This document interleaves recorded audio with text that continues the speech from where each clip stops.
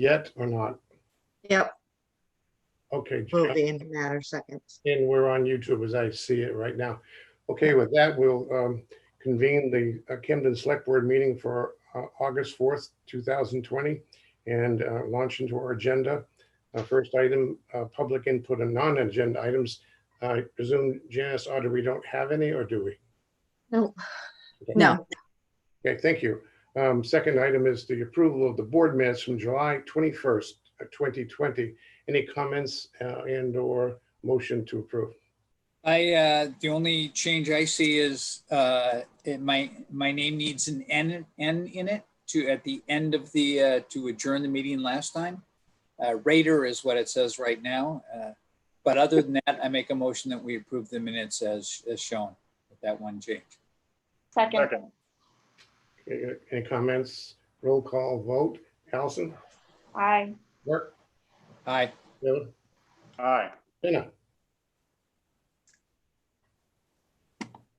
Jenna? You're muted, Jenna. Sorry. That's, Aye. thank you, Jenna, and Bob, aye, 5-0. Thank you very much. Item 3 is our consent agenda, and we have 4 items on the consent agenda tonight. The first is the consideration of an appointment to the Endowment Investment Committee, and that would be Chip Late. Second item, including consent agenda tonight. The first is the consideration of an appointment to the Endowment Investment. Did we correct the audio problem? Yes. Okay. The second item is the approval of a name to be added to the Village Green Honor Roll, Mr. Douglas Weed. The third item is a request for an annual block party for Maple Street on Friday, August 14th from 5 p.m. to 11 p.m. with a rain date for August 21st. The last item on the agenda is the approval of the renewal of the 5-year interlocal agreement with the City of Belfast for legal services. Are there any objections from the Select Board to these 4 items? No. Not hearing any, they were hereby adopted. We will then present Mark. Just one comment. I'm excited about this new young Mr. Late joining the investment committee. As soon as he has some town experience, I think he's going to be a really valuable member. So good to have these new people on board. Thank you, Mark. Thank you. I'm sure Chip will appreciate that. Going on the action items, which is the item 4, the first is the approval of the FY21 snowball budget. That'll be led by you, Audra, or Beth. How do you want to take us into it? Yes, I guess I think the best place to start is just to highlight some of the major changes. The biggest change, and this is something that we all talked about during capital planning, but since that was a while ago, just to refresh everyone's memory, we talked about the need for a new groomer. They're getting to the the end of their life, or the one that we're proposing to replace. It's had a significant amount, or it's going to have a need for a lot of maintenance and very costly maintenance. So we're proposing the purchase of a new groomer. So a lot of the change, or the major change that you'll see in the budget, is for the purchase of that piece of equipment. So that's sort of a new area of this budget, the capital debt line. So it's a piece of equipment that's in the range of, I believe, what did the final number come out to be? It was $422,000 piece of equipment for the purchase, which would be offset with the financing for that. And the first debt service payment is about $56,000. So that's reflected in this budget. And really that is the major change over last year. There's a number of changes that I'll let Beth talk about, but that's really the most significant change over FY20. Beth, any other highlights you want to make? Then I'll open it up to select board questions. Not really. When we were doing this budget, it was pre-COVID. Then I had to present it to the budget meeting after. They asked some good questions. and we took their questions into account, but this is a budget for a normal winter. Yeah, understood. Thank you. I guess the best way to go at this is to launch right into select board questions on items in the budget. Does anybody want to lead with a question? I see Allison's hand up first. Mark can go first. Okay. Actually, Allison, why don't you, I'm looking for what I wanted to ask about. I'm scrolling down, so All right, Allison. you go first. Okay, I guess my question is more about the whole thing generally, in terms of the wisdom, like how do we go about budgeting right now? What do we know? What do we not know? What kind of reopening plans do we have? Do we have scenarios like the school has, where it's like, if the state is in green, then we do this. If it's yellow, we do this. Where are we in that kind of contingency planning process for the Snow Bowl? Well, I've just this month, and a couple weeks ago, I've started meeting with Ski Maine, which is the association that we're a part of, which is with all Maine ski areas, general managers. And we're all talking about what we're gonna do. I had a Zoom meeting with Mimic, our workers' comp company. And we went over many scenarios with ski school and ski patrol and what that's gonna look like. Holly's been working with Chris Farley at the fire department to find out what percentage can be in each building if we need to go that route. And we're ordering up stanchions for safe staying in line for the ticket area, and we're going to get some plexiglass for the ticket desk folks that work there. We're talking about what we're going to need to do, and I guess we also need to wait and see what the governor says. She's been pro recreation so far, so let's hope she'll continue to be. So is there anything in here to plan for, like, I don't know, if we have to do a bunch of outdoor seating, for instance, or bring in big tents, or because even looking at, okay, if the governor's as pro recreation as possible, we've always known we have a small space to begin with. It's a lot of people to pack in there. There's not a good place to wash our hands. And, all of those problems are magnified. Should we be looking at using can we use any of this COVID money to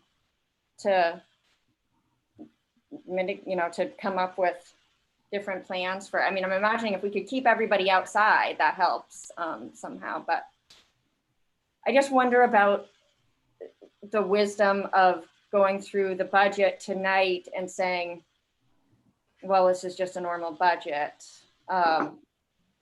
If we're going to do that, then why do it at all? I don't know. Good question. I'm going to hold that one because I have a similar comment to make. I have a similar concern, but I want to get other comments while we're going across here. Mark, did you find your thing? Yes, I did. I've been looking at the Alpine budget most of all. Obviously the overall budget is up because we're now bringing groomer and stuff into the budget instead of pushing it somewhere else, which makes sense. But looking at the Alpine budget, this year it's 547,200. Last year it was 589,900 budgeted, and yet our actual cost was $631,372. So we're almost $100,000 less than what we paid last year in the Alpine budget. And so I'm sort of concerned about, that we took so much stuff out of there. And what I'm curious about on top of that, like, where did you find those savings? And will we be able to stick to them? And also, what happens if we have a less than optimal snow year?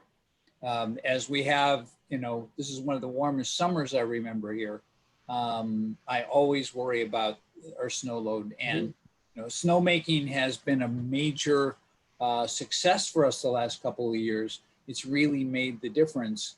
So I just sort of wanted to get a sense on how you're looking at adapting to the kind of year we have, and where you've come out with $100,000 savings in the Alpine budget. Okay, so about $50,000 is the groomer payment that we took out of this line right off the Okay. top. Yep. Okay. And notice that we were quite over budget on snowmaking, mainly because we only got 25 inches of natural snow last year.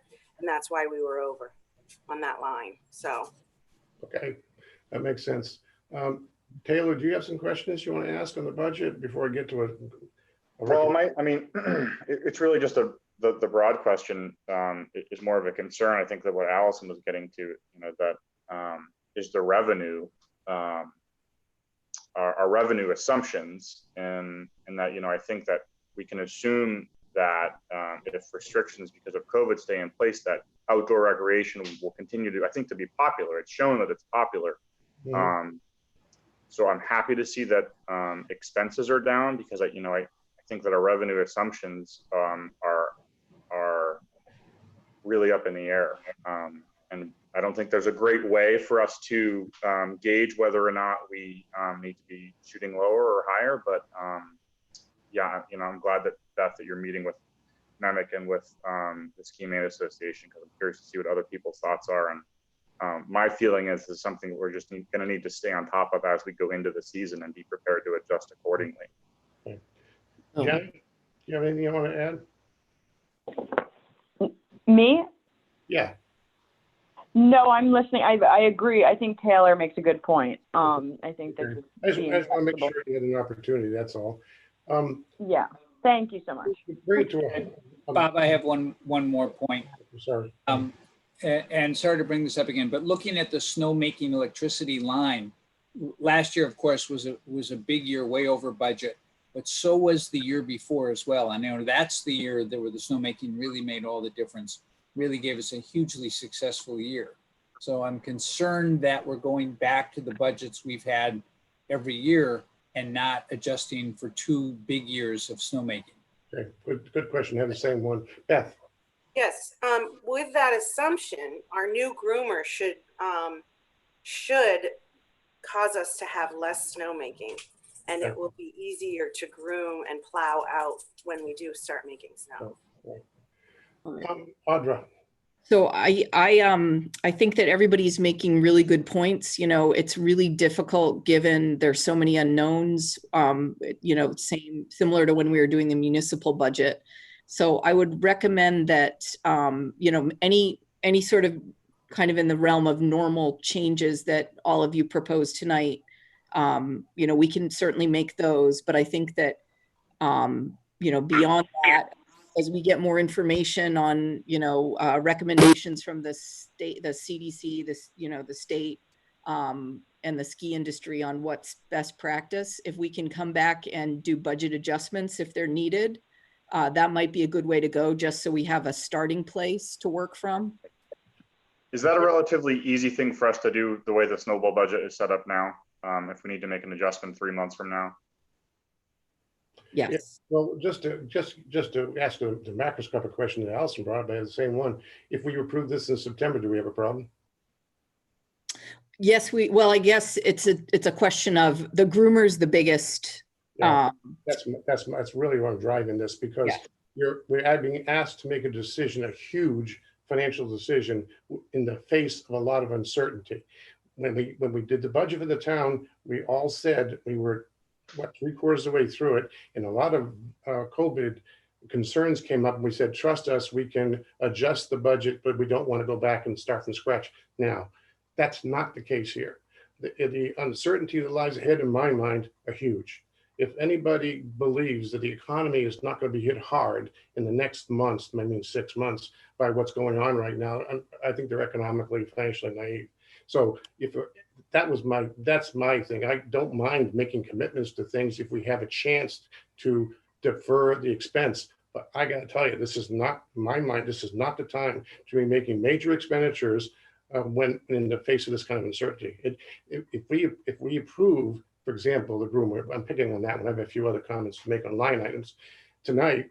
It's going to get bought. We can't stop it, right? Well, I mean, it'd go like any other piece of capital equipment where, You approve the budget, then we bring the, the bids to you to approve. Okay, good. That's good. But I wouldn't want to approve that bid until January to see what the season's going to bring. Because we could have a perfect storm this year. We could have a COVID impact the economy. We could have reduced revenues. We could have increased snowmaking because of low snow volumes. I don't think this budget reflects that understanding of the economy right now. So we've got a couple of choices. We can attack those items and, from my perspective, change them, nix them now, or wait a little bit. We can't make the decision the groomer in January. Is that correct? Well, I mean, it would be too late for this season. I agree. So it'd be more. It's kind of, we're kind of in a place with the town and with the Snow Bowl to be making decisions that are absolutely essential, not good to have. I totally agree with buying the groomers. I think would be an efficiency, but I don't feel that personally this is the time. So I also have concerns that in this budget we're proposing things like revenue for season passes at a higher number than we've ever had before. Not in receipt, by the way, but in budgeting. And I'm sorry, but I got to feel this year could be challenged for people's economies and where they're going to cut expenses to save money. We're going to walk into a difficult economy. I also don't agree that the electricity for the snowmaking should be down. The planet's warming. If we don't believe that, then okay, just say it. But it is, and it's going to affect the snowball. And we should be at least reasonable in planning for what we need to expend. I personally believe that's important. But fundamentally, what I'm really saying is I feel that this budget needs to reflect some more concern about the climate, about the revenue from a challenged economy and a seriously large expenditure. Mark?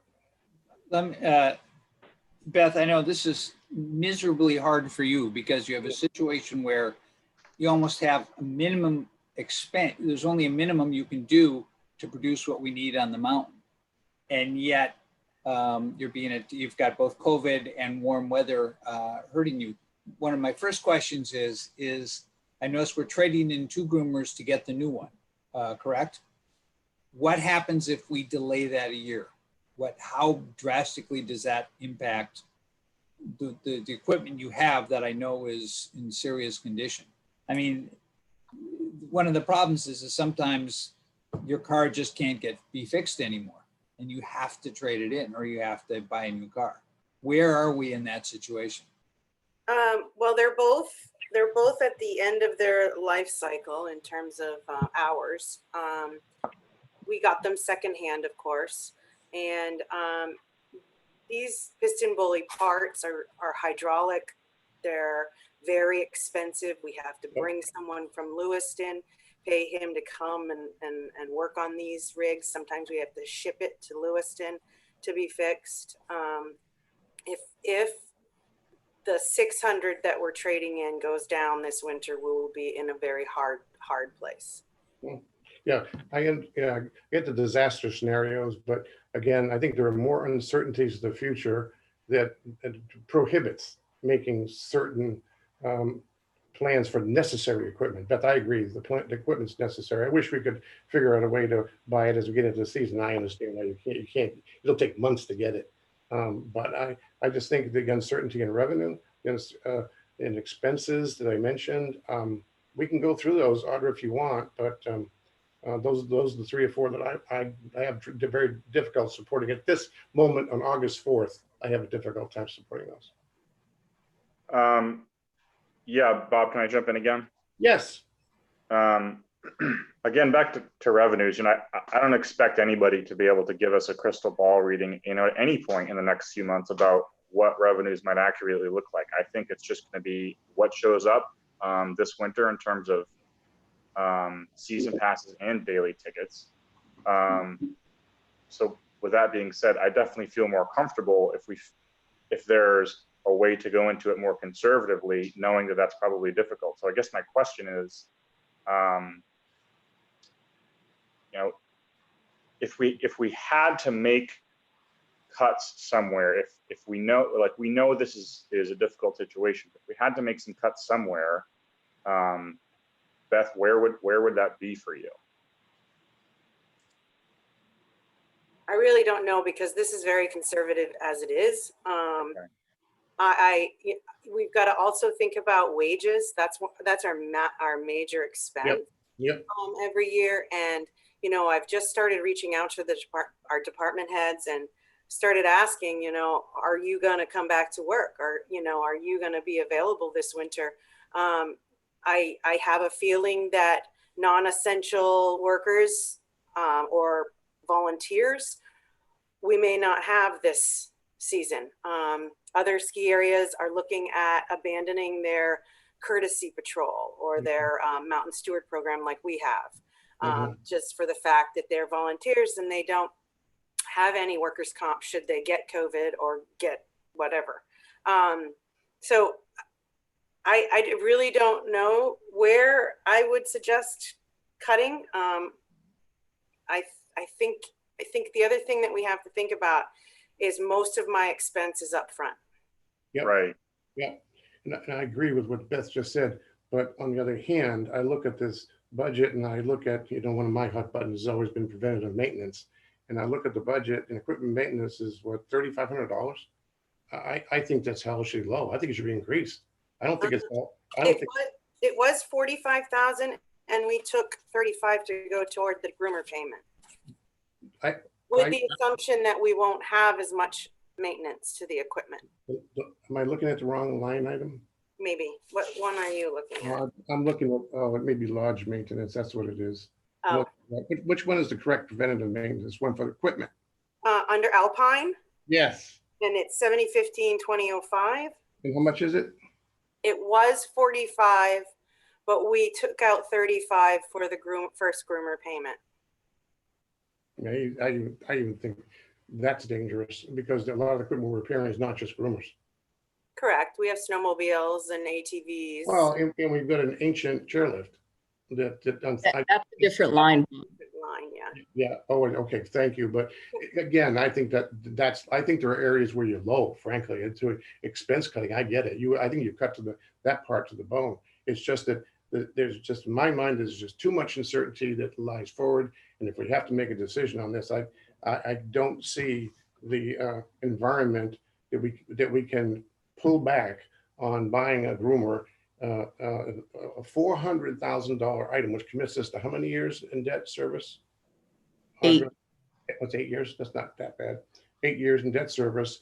That's a lot of money we're committing to, and starting in probably the worst year to start with. Well, I guess this is a way to think about it. Like I certainly take that point, but it's not really going to save us much money, because to your point, Bob, if we decide, too risky, we don't want to buy the groomer this year, we have to put all that money back in vehicle maintenance and repair in case a groomer goes down. Mm-hmm. So yes, we're saving in a $56,000 groomer payment, but we're going to need to put back about 35 to 40,000 in vehicle maintenance. Got it. But what you're not doing is you've got an 8-year commitment that you can't back out of. No, absolutely. I understand that. But I'm just saying, for this, if we're just looking at this year. Well, I'm not suggesting this budget's going to get better looking. I don't believe it will. And that doesn't bother me at all. In fact, if it turns red in terms of under budget, I get it. That's fine. But it's just, I feel the timing and the level of uncertainty with climate, with this, I believe strongly the economy is going to be impacted. It's going to hit our revenues. We could be pleasantly surprised, but this isn't a year to take that risk. Allison. I guess something that would really help me too is to see some kind of a breakdown or a proposal on what's realistic to use from this COVID adaptation assistance money. I mean, to me, this is kind of an exciting thing, because if we can use that money for COVID related adaptations, there probably are a lot of things we can do to make it safe to be outside and enjoying the mountain, and be one of the, the safest things that our community could be doing over the winter. So it's kind of exciting. We don't have, a huge amount of money ourselves to be able to, hire a ton of cleaners and tents and, put the food stuff all outside in trucks maybe, or, so how much thought, or how realistic is it to use some of this money for those purposes, and how motivated is everybody in that department? So we've been talking about this quite a bit. At this stage, because of the term of the funding, the way that we're looking at it is, what are purchases that we can make that are going to help with the tourist season that ends, according to the grant, on October 1st, but could also be used for things like people. So one example is like a tent. We talked about that being, like a large tent for events. Yep. That being something that could be helpful with this year's tourist season for a number of different purposes, but could also be repurposed in the winter for the Snow Bowl. So that's a good example of, something that we can use, we can purchase with that grant funding that would have a dual purpose and would help the Snow Bowl. And there's a few other things like that. However, we do, there is going to be a limit to that because of the period of when that grant expires. Mm-hmm. That being said, it could very well be that there is additional funding available for things like, winter, outdoor recreation in the winter, given the importance that has to Maine's economy in general. Mm-hmm. Wow, that's interesting. I didn't realize that about the October 1st thing and the tourist period, and that's interesting. Maybe we should be lobbying the governor to relax that because of the importance of, year-round tourism. I thought we were trying to make everything year-round here. Yeah. Well, I mean, I think that there's a lot of people lobbying for a lot more liberal use of CARES Act money, and that's definitely going to be one of them. Sure. Jeremy, you had your finger up. Yeah, just a comment to Allison's point. I did speak with, or had an email exchange with, Audrey, I think his name's Michael Abbott, right? The assistant director at CDC.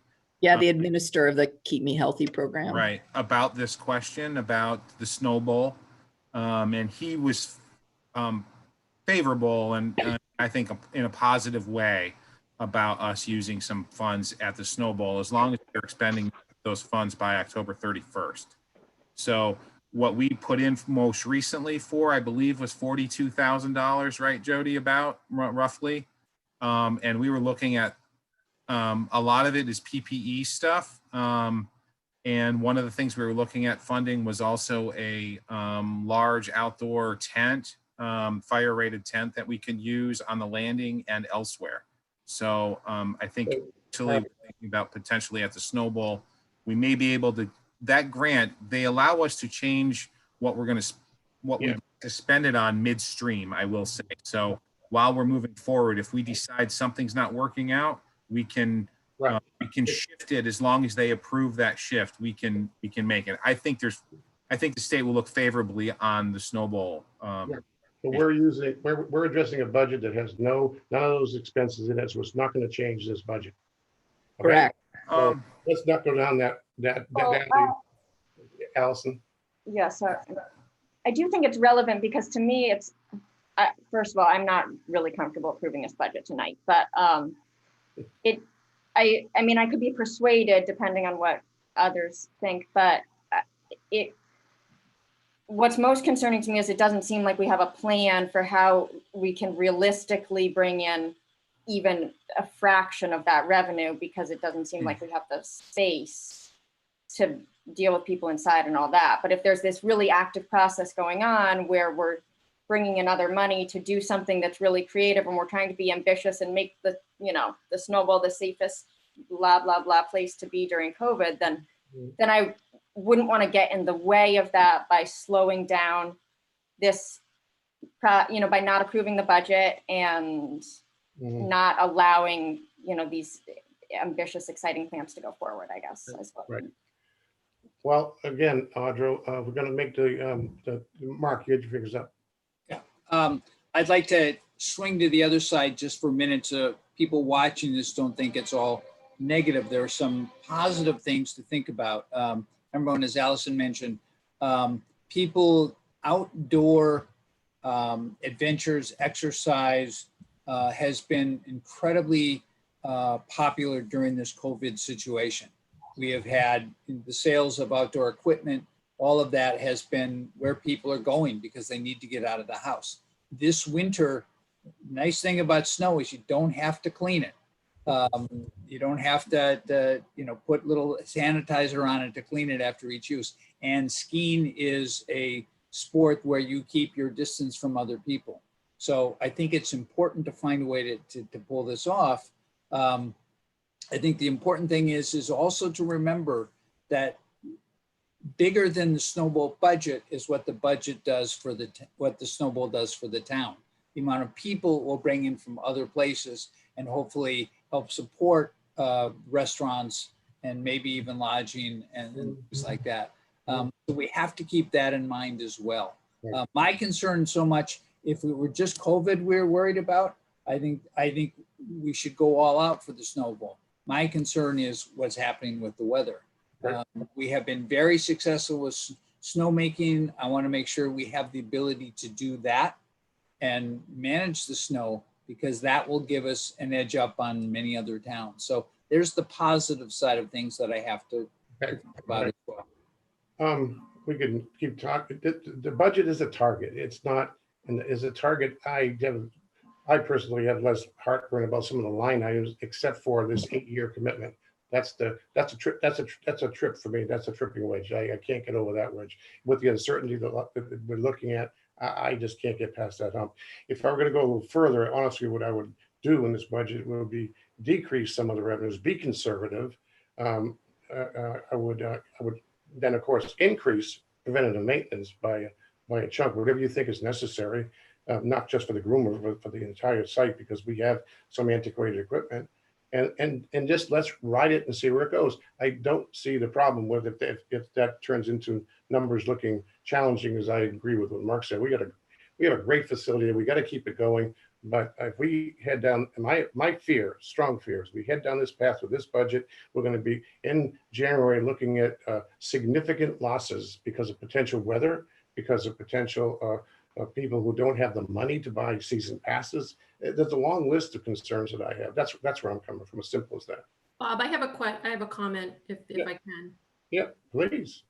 So we've been given the option of an 8-year finance or a 7-year finance for the groomer. The 8-year was obviously a lower payment every year, but they're also saying that we can do a 7-year and make the first payment in the next fiscal year. So if we chose that route, we would be able to cut $57,000 out of this FY21 budget, and so that's an option as well.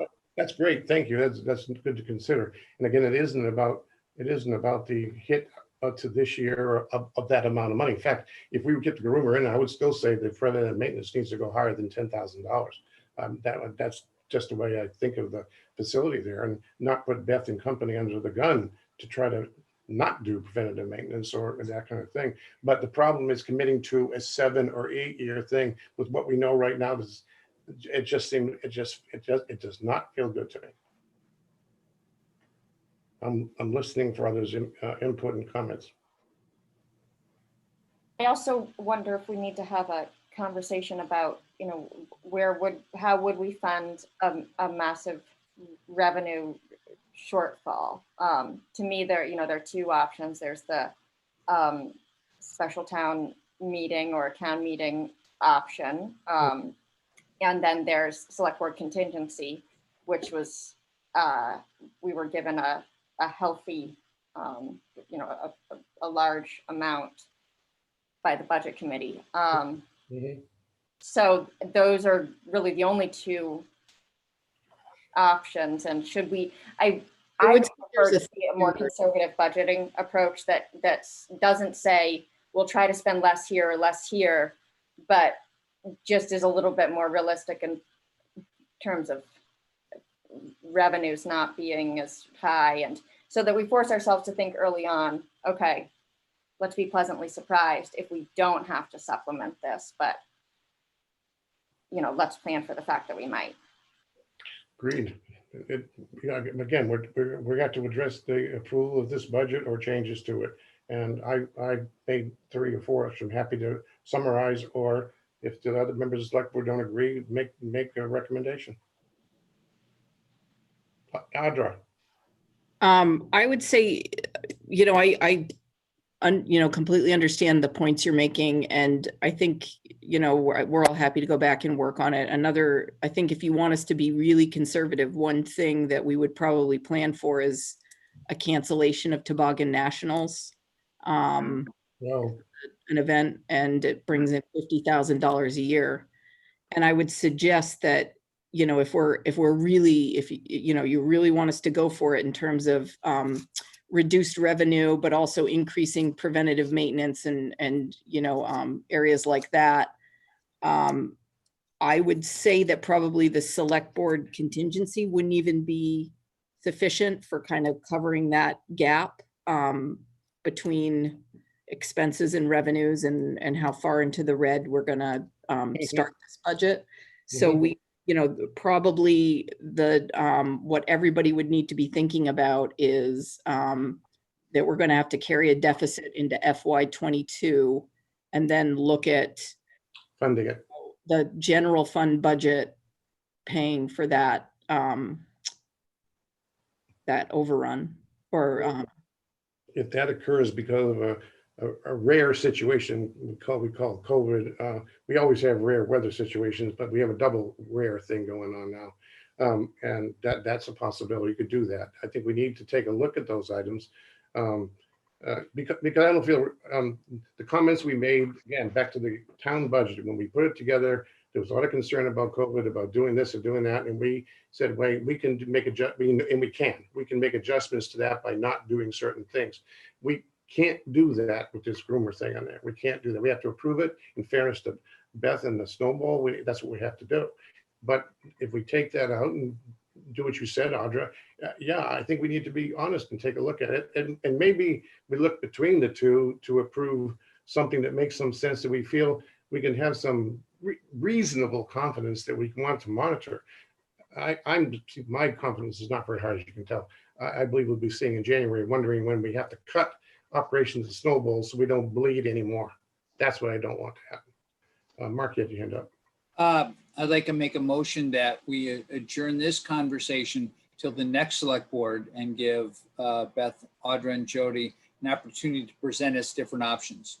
One thing I'm interested in hearing Audra talk about moving deficit to the next year. That would also, what Jody mentioned with the groomer, could be a part of that as well, moving into a 7-year purchase instead of 8. So I'd like to make the motion that Mark, we don't need a motion. We don't need a motion. Well, okay. yes, we can just. Then I'd like to see the discussion continue at the next meeting. I guess to that end, Audra, if you're 1 second, Taylor, why don't you go ahead, please, before I say anything? Yeah, I was just going to say, I realize that you guys have worked hard on this already, and I'm not sure how much can change in the next 2 weeks, but I do like that idea. And I keep thinking more about, I think Allison's comment about hearing a plan for what the operations change might look like to adjust for COVID. One, because of safety is good, but I also think that there's a sales and marketing piece to that in terms of really getting it out there to people that the snowball has made adjustment. The snowball is safe, and here's what we're doing. Right. I think that being a really big piece of how we market the snowball this year might be really important, particularly for early season ticket sales. Just something that I'm thinking about as we're diving into this. Okay. So I guess, Audra, we're tabling this so that we can have 1, 2, or many options in that. Within those 2 options, one is kind of what we have here, and the other one would be looking at a COVID impacted year. We want to be more conservative, I guess I would say, maybe without the groomer, but increasing preventative maintenance.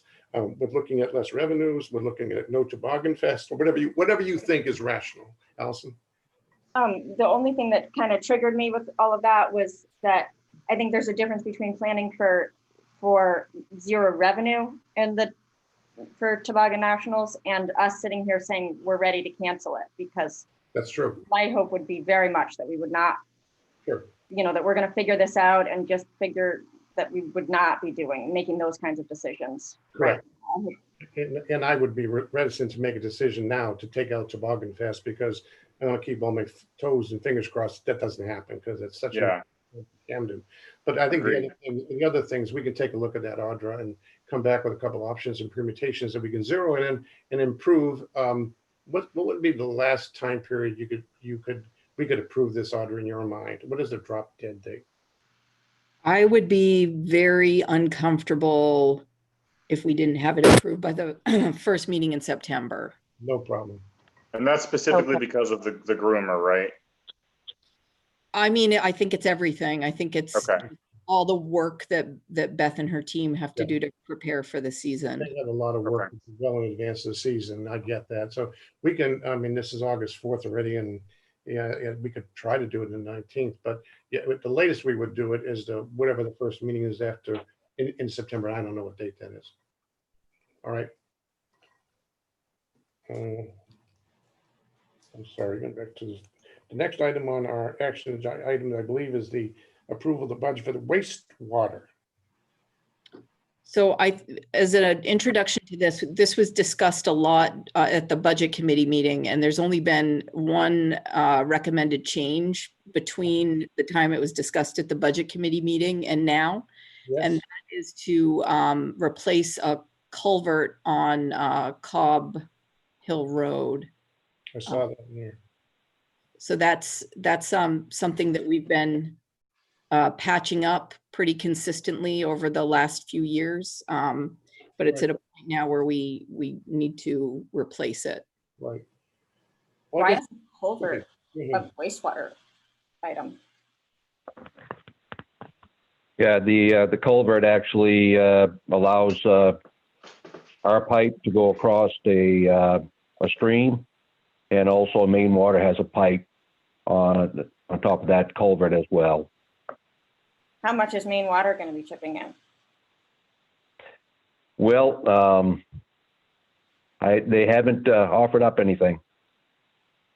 I constantly feel that we do not do a good enough job advocating for ourselves when it comes to the water company, and that they just get given too many things. But I don't know if that's an accurate statement here, but it feels like that should be some kind of share. I need to reach out to them and ask if they would cost share, given their infrastructure runs through it as well. That sounds a great idea. The other questions before I ask my questions? I've got all kinds of stuff, but you go and I'll. Okay. All right. Well, just in general terms, Dave, I noticed the increase in expenses was on the first portion of the budget is about 9% or so. Hold on, let me get back to my page again. And I was just wondering if you could summarize what is driving that 9%. Is it 9%? Yeah, it's the it's the 6001 division, and it's taking a big jump. What's driving that? Well, 56,000 of that is salaries. The boost up on salaries. Yep. I see. So to explain that a little bit, please. We discussed a staged approach to getting everybody sort of in the town to where they need to be, given the fact that there are a number of departments where the sort of job market is not allowing us to be competitive when we try to recruit people for positions. And that was most notable in public works and wastewater. Recently, Dave Bolstrich has struggled with recruiting people for positions. He lost a person to the private sector because we just, even with great benefits, the wages were so low that we just were not competitive. Okay.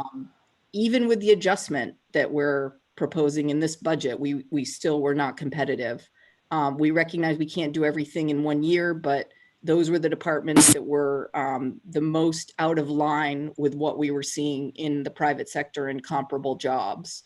So, you know, that's sort of, those are the departments we focused on for this year. There are going to be other departments over the next 2 budget cycles where we're similarly looking at things like, you know, where's the local competition? Are we in line with that? And other adjustments that need to be made because positions have changed over time and people have picked up additional responsibilities or the responsibilities have changed. Okay, So that's the long and short of that. that's good answer. The only question I wanted to bring up, not more questions, it's more a focus. The capital reserves, we have the line item for wastewater upgrade reserve, which we discussed before. We've done $100,000 in the past because we're slowly easing the cost of that bond, which is probably going to be in the tune of $500,000 for the current $16 million, whatever it is, upgrade to the wastewater treatment plant. Is that why we're seeing the 100,000 to 200,000 in FY 21 for that reserve?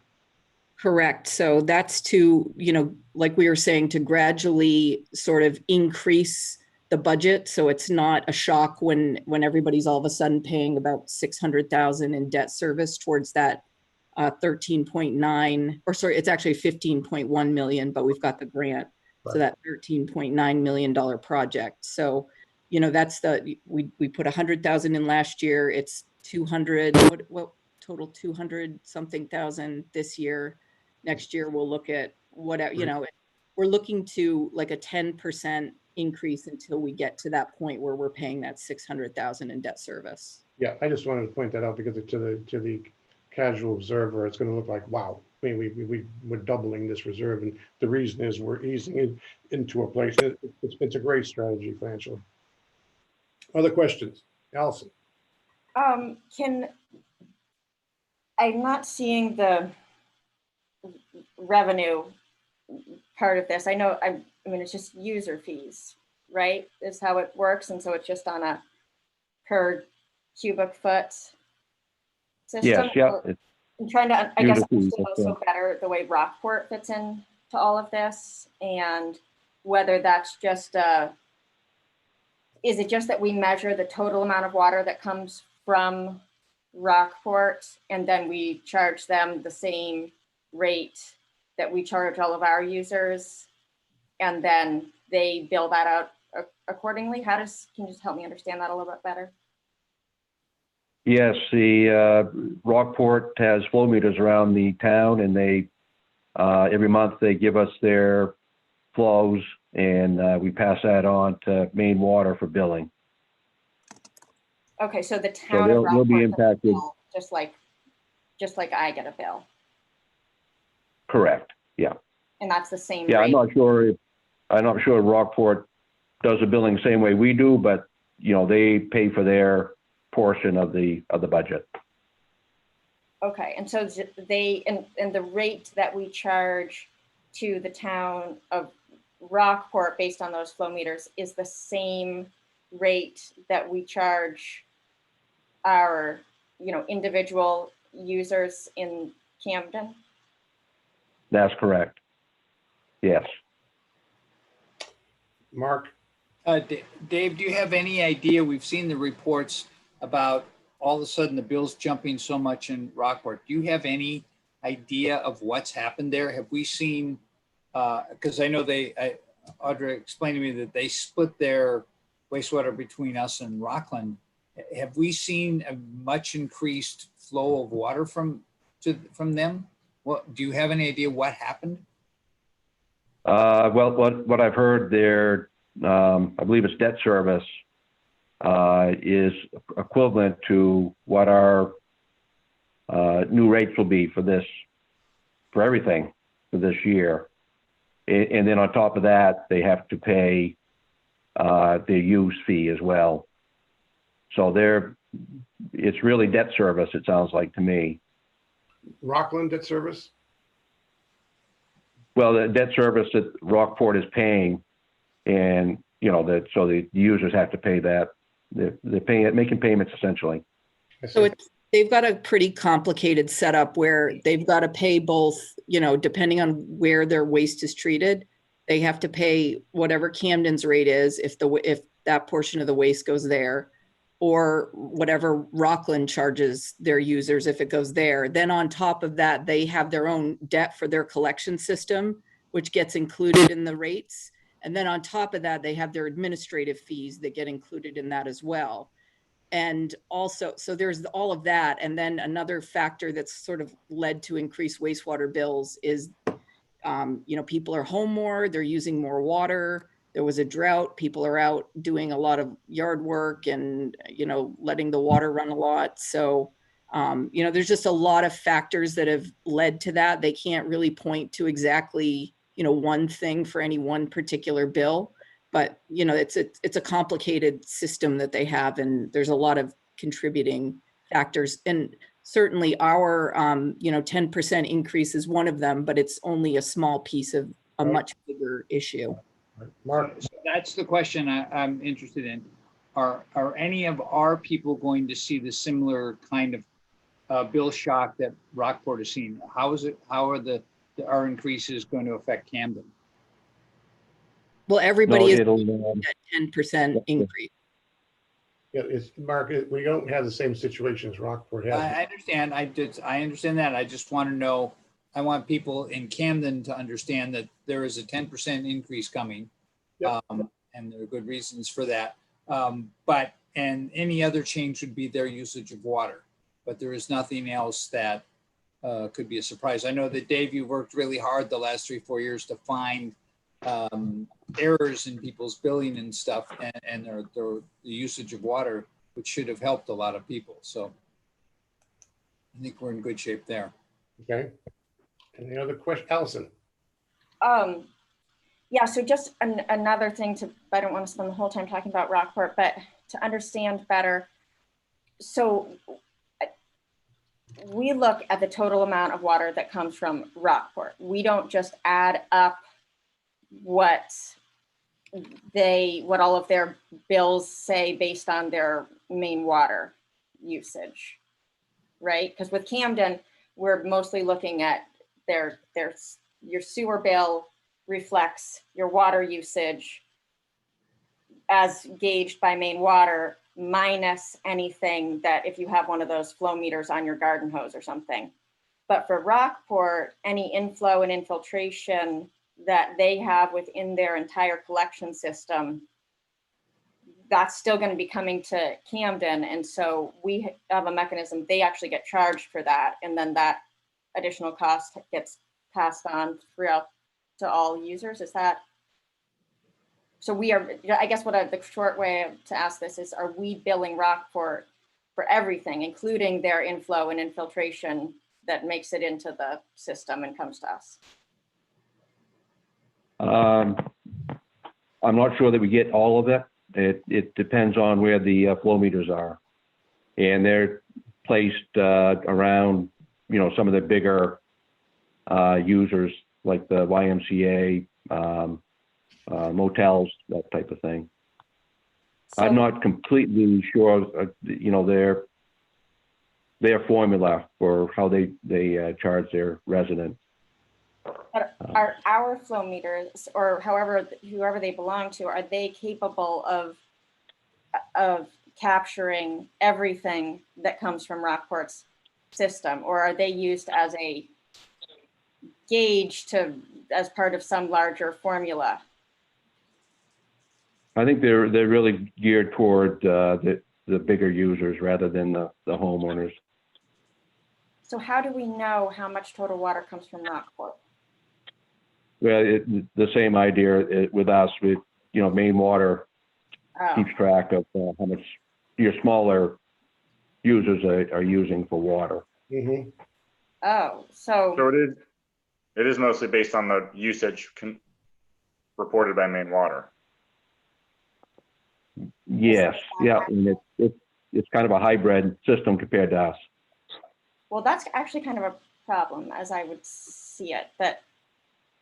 Because we still have to treat all of that water and deal with it. So if there isn't a good mechanism for measuring how much of that is coming from Rockport, then, because for years they denied that they had any problems at all.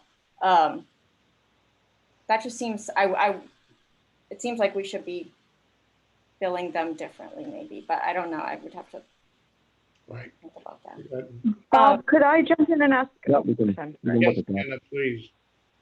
I just was wondering, I was cruising on Facebook earlier today, and there's a conversation on Midcoast message board, instigated by a Camden resident, that quite a few people have weighed in on, where she is reporting that she's seen a 150% increase in her water bill, and other people, Camden residents, are saying the same thing. So Dave, what I would ask you is, the explanation for that, as I heard it earlier, is the increase should be 10% and the rest of it would be considered just usage? Well, this time of year, you know, people are doing a lot of irrigating and they don't have a flow meter on the irrigation, and you know, the use can go up. For it to go up 100%, that sounds like irrigation to me. Yeah. And what residents can do, they can put a separate flow meter on their irrigation piping for the hoses, and But I gotta, keep track of how much you're using for irrigation, and actually that would be subtracted from the sewer bill. if a person has a question on a sewer bill, Thank I do is a process where they can ask why the sewer bill increased by 100%. If I get an increase like that, I'm sure I'm gonna contact the appropriate parties to see why my bill changed. And if they tell me it's volume, Right. I have to find out why the volume changed. Not to, just, put it somewhere to say I got a problem. No, I presume that contact would be through wastewater. Is that correct, Dave? Yes, I very often routinely get phone calls in situations like that. Okay. And I work with Maine Water to resolve them. Okay. Thank you so much, Dave. I appreciate that. Thanks, Bob. Allison. I mean, frequently people, I saw that thing on Midcoast message board too, and I haven't had a chance to get involved in the comments, but it did start out by saying, has anybody seen a big increase in their water bill? And people are very frequently confused between, once again, coming back to the water company. Right. We're not responsible for their water bills. Maine Water frequently increases fees because that's what they do as a return to shareholders kind of thing. Mhm. That's also who we lose our good employees to continue with the water company theme. But another question that I have is, I'm seeing that this year we're not going to put any money into the I&I reserve, and also that we have this really quite substantial balance in that reserve account.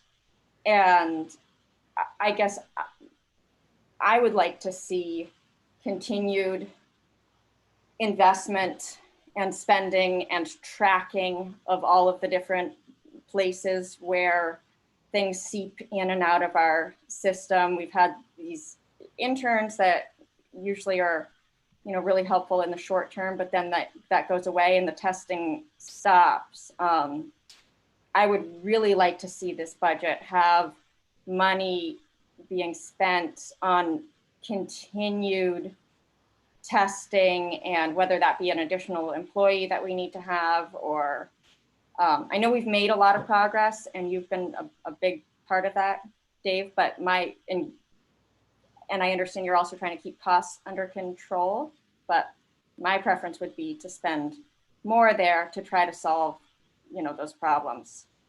Okay. Yeah, part of the reason that I didn't put any in this year, because we're doing so many projects around town. If you look at the reserve projects, we're doing a lot of pipe work, and I thought that we have enough money under I&I reserves right now to react to problems that we find during the year. And actually, we've got I found 3 probably significant sources of inflow in the collection system in the last couple of months. So later on, I'll be talking about pardon me? So are some of these projects going to be financed by that reserve?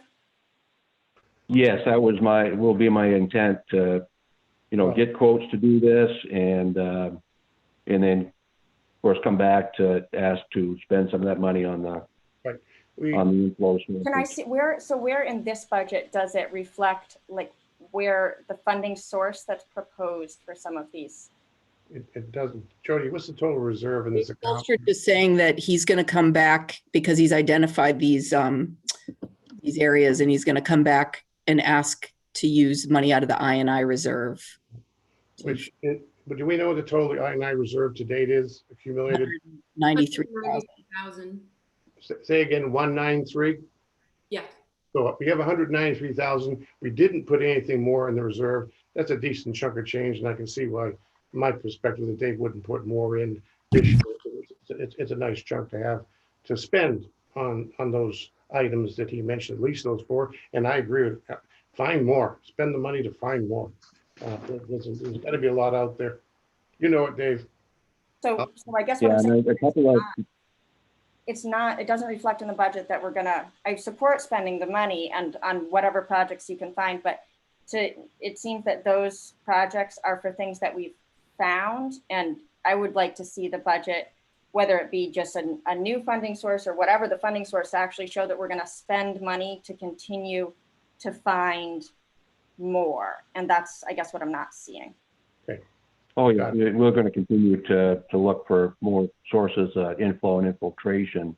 Really, we have to, because it looks like we're down to 9 or 10 sources of water coming from houses. I think some of them are quite significant, but they're not going to be enough to fix our inflow and infiltration problem. So we've got to get out there after rain events and take our camera out and try to find more sources. There's got to be sources in the collection system, like we found this spring. Well, I guess, will we be spending in this fiscal year money out of the 193,000 for beyond the 4 you've identified to find more?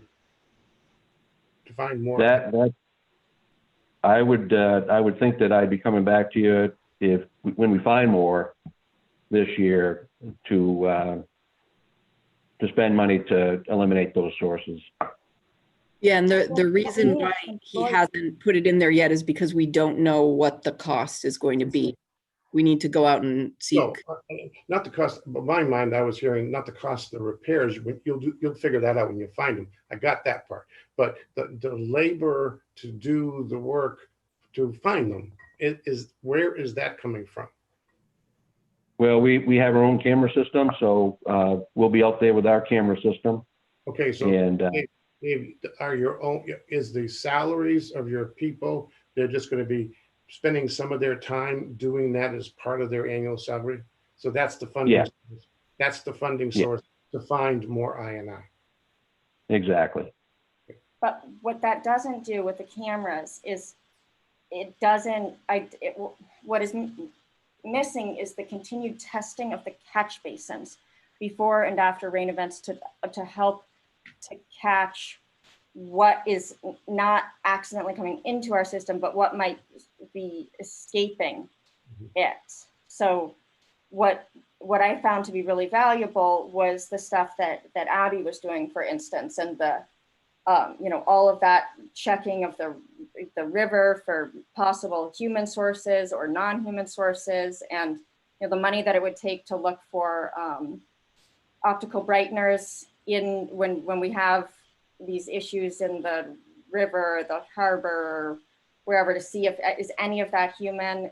Where are these catch basins repeatedly coming up as dirty or bacteria ridden, even when there hasn't been a rain event? Some of that stuff, and it doesn't maybe feel like we have and maybe you can better speak to this, but for whatever reason, current staff haven't been keeping that program going with that kind of repeated testing. And so, which I imagine is because you have a lot of other things to do. And so if you were to put more money into the budget so that somebody could continue to do that, I guess is what I'm asking. But I want to give an opportunity for other select board members to comment on this budget too, please. Yep. Mark, you have anything? Taylor, Jenna? Nothing that's not been covered. Okay, good. So basically, I'm all set. Thanks. what, Jenna? I just said I'm all set. Thank you. Okay, all right. So basically, we have this item. Do we want to make any changes to anything or recommend any changes to affect what Allison mentioned? Or do we want to approve this and ask to come back with any, how we're going to fund that kind of thing as a separate discussion? I would move that we put 20,000 into the budget. And I would be okay with a variety of funding sources, whether that be the reserve or wherever, but that we would put that in for the purpose of a part-time position or contracted testing so that we could do ongoing testing of the sort that the Conservation Commission intern did before. Let me add that, you know, if you look at the first page of the budget under salaries, Yep. that we still have a $8,000 contingency to hire part-time help. So that would, I would think, would hire somebody for the summer to do bacteria testing if that's what we want to do. Dave, is that And, part-time you know, wage? after- Is that not earmarked for anything specific at this point? No, that's just if we need, decide to hire somebody for the summer. And that's why I left it in there, because, you know, we might find that we might do some bacteria testing ourselves and come up with high numbers where we didn't have them before. So that gives us some flexibility. So assuming we have this 8,000, perhaps we want to consider increasing that as an option? I would just want to, my hope is that it could reflect not just an increase in part-time wages for whatever purpose, but that it would reflect, you know, something for this purpose, for an environmental purpose or whatever. I also, is there any reason why testing couldn't continue beyond the summer or shouldn't continue beyond the summer? Well, once you get below 40 degrees and lower, your bacteria are dormant. So you're not going to see their activity at that point. Yeah. So what we could do is increase the part-time wages with the understanding this delta amount, whatever it might be, or the increase would be to utilize in some way to increase the research on I&I problems. Sound like an approach? I will second Allison's motion. So Allison, would your motion was just an additional 20 to the 8,000, or this line item going to 20,000? Let me say, if you put it in the I&I line and, you know, there's something else comes up. Let's say we spend 10 grand on we go with the 8,000 we have, that gives us another 10 grand for flexibility. If you put in the wages, then we can't grab that and use it for an I&I project. Which line item are you referring to? Wait, because that's a great point, that it might not be wages that would make sense. Maybe we decide that we need some kind of like better stormwater or sewage system mapping system, or who knows, or some piece of equipment, or. Dave, which line item are you referring to? So Which line? Yeah. That would be the I&I reserve line. Okay, so you're suggesting to put in I&I reserve $20,000. Right. But then how would we also put in the budget that we want to not only put 20,000 in there, but also spend it? Sometimes, you know, we put money in reserve accounts and they don't get spent, which is what. That's an operational issue, but obviously we're telling Dave the intent is to have this money available to do exactly that. To try to develop a plan now how he's going to spend that. We'll be talking about this forever. I think we just to spend it, not how to, but just that we want to spend it. All right. Well, we can put pressure on him to spend it. I'm sure Dave is good at spending money. But let's try to get a focus on this motion to. Could you restate your motion, please? Why don't we go for Dave's suggestion to add $20,000 to the I&I reserve? Perfect. I'll second. Okay, discussion. Roll call vote. Allison. Aye. Bill. Taylor. Aye. Mark. Aye. Jenna. Aye. And Bob, aye also. With that, will we get a motion to approve the remainder of the budget? I'll make, So, so moved. Okay. Did Jenna second? second, yes.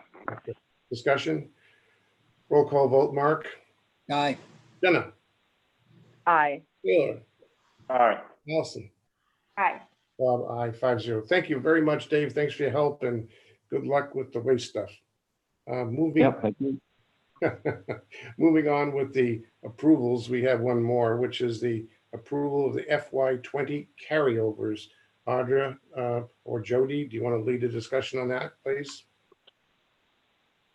So the vast majority of these carry forward words are debt capital contingency. The rest of them are sort of the line items in the general fund budget that we're pretty familiar with. Things like, the engineering services. So all that money that we haven't spent in this financial year, just carrying it forward into FY21.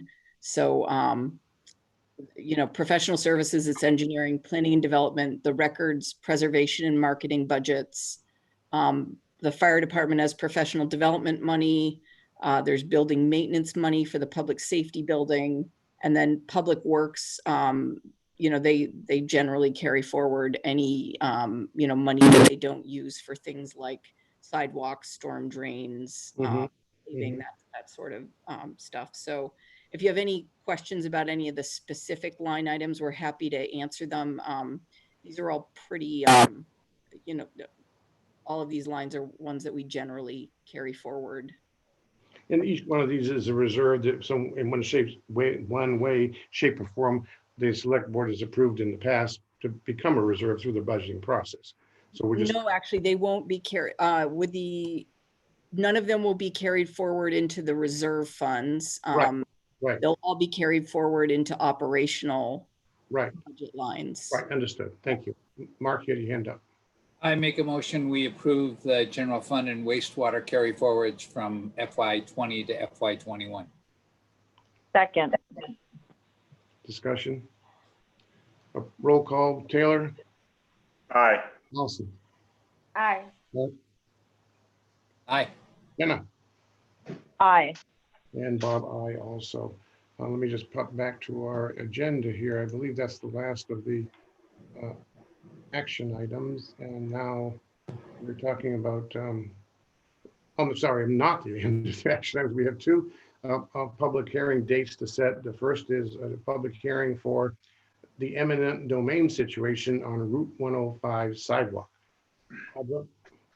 So just to be clear about this one, we've got two parallel tracks going on with this. So we're still in negotiation with property owners for this. But really, this is, if we're not able to sort of come to negotiation, we've got to start the eminent domain process. And given COVID-19 and the difficulty with scheduling, town meetings, we need to be thinking about what we're going to potentially put on the November ballot. So if we do need to go down the route of the eminent domain process, we need to get this in place and get a public hearing scheduled about it and, get it ready to be included on the warrant and, ballots printed and that, that whole process that we need to go through for town meetings. So really that's why we're asking you to move this forward tonight. Okay. And is there any,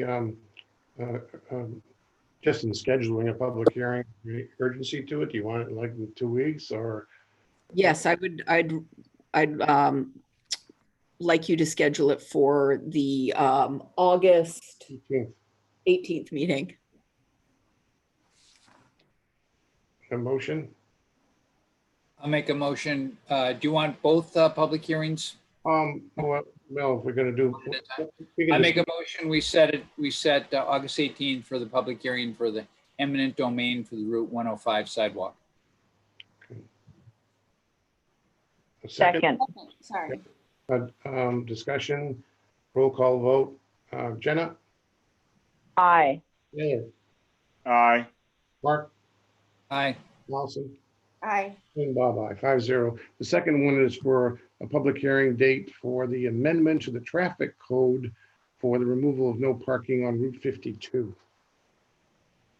Again, Audra, just to do the question, is this, we talked about it last time, we wanted to get it done, so that, does that want to be in the 18th also? Yes, please. Okay, motion, I'll make a motion. We set August 18th as a date for the public hearing to amendment to the traffic code, removal of no parking on Route 52. Second. motion made and seconded, discussion, roll call vote, Jenna, Aye. Nelson, Hi. Taylor, Aye. Mark, Aye. Bob, I also 5-0. With that, we will go to item 5, which is discussion items, which there are 3. The first is an update, was posted on the agenda, is an update on the Tannery and Sagamore Farm. Before we jump into this, and I think Bob, I have a question about a comment about the previous items. Oh. We're setting a date for a public hearing. I'd like to know how we plan to run the public hearing so the public has an opportunity to comment properly.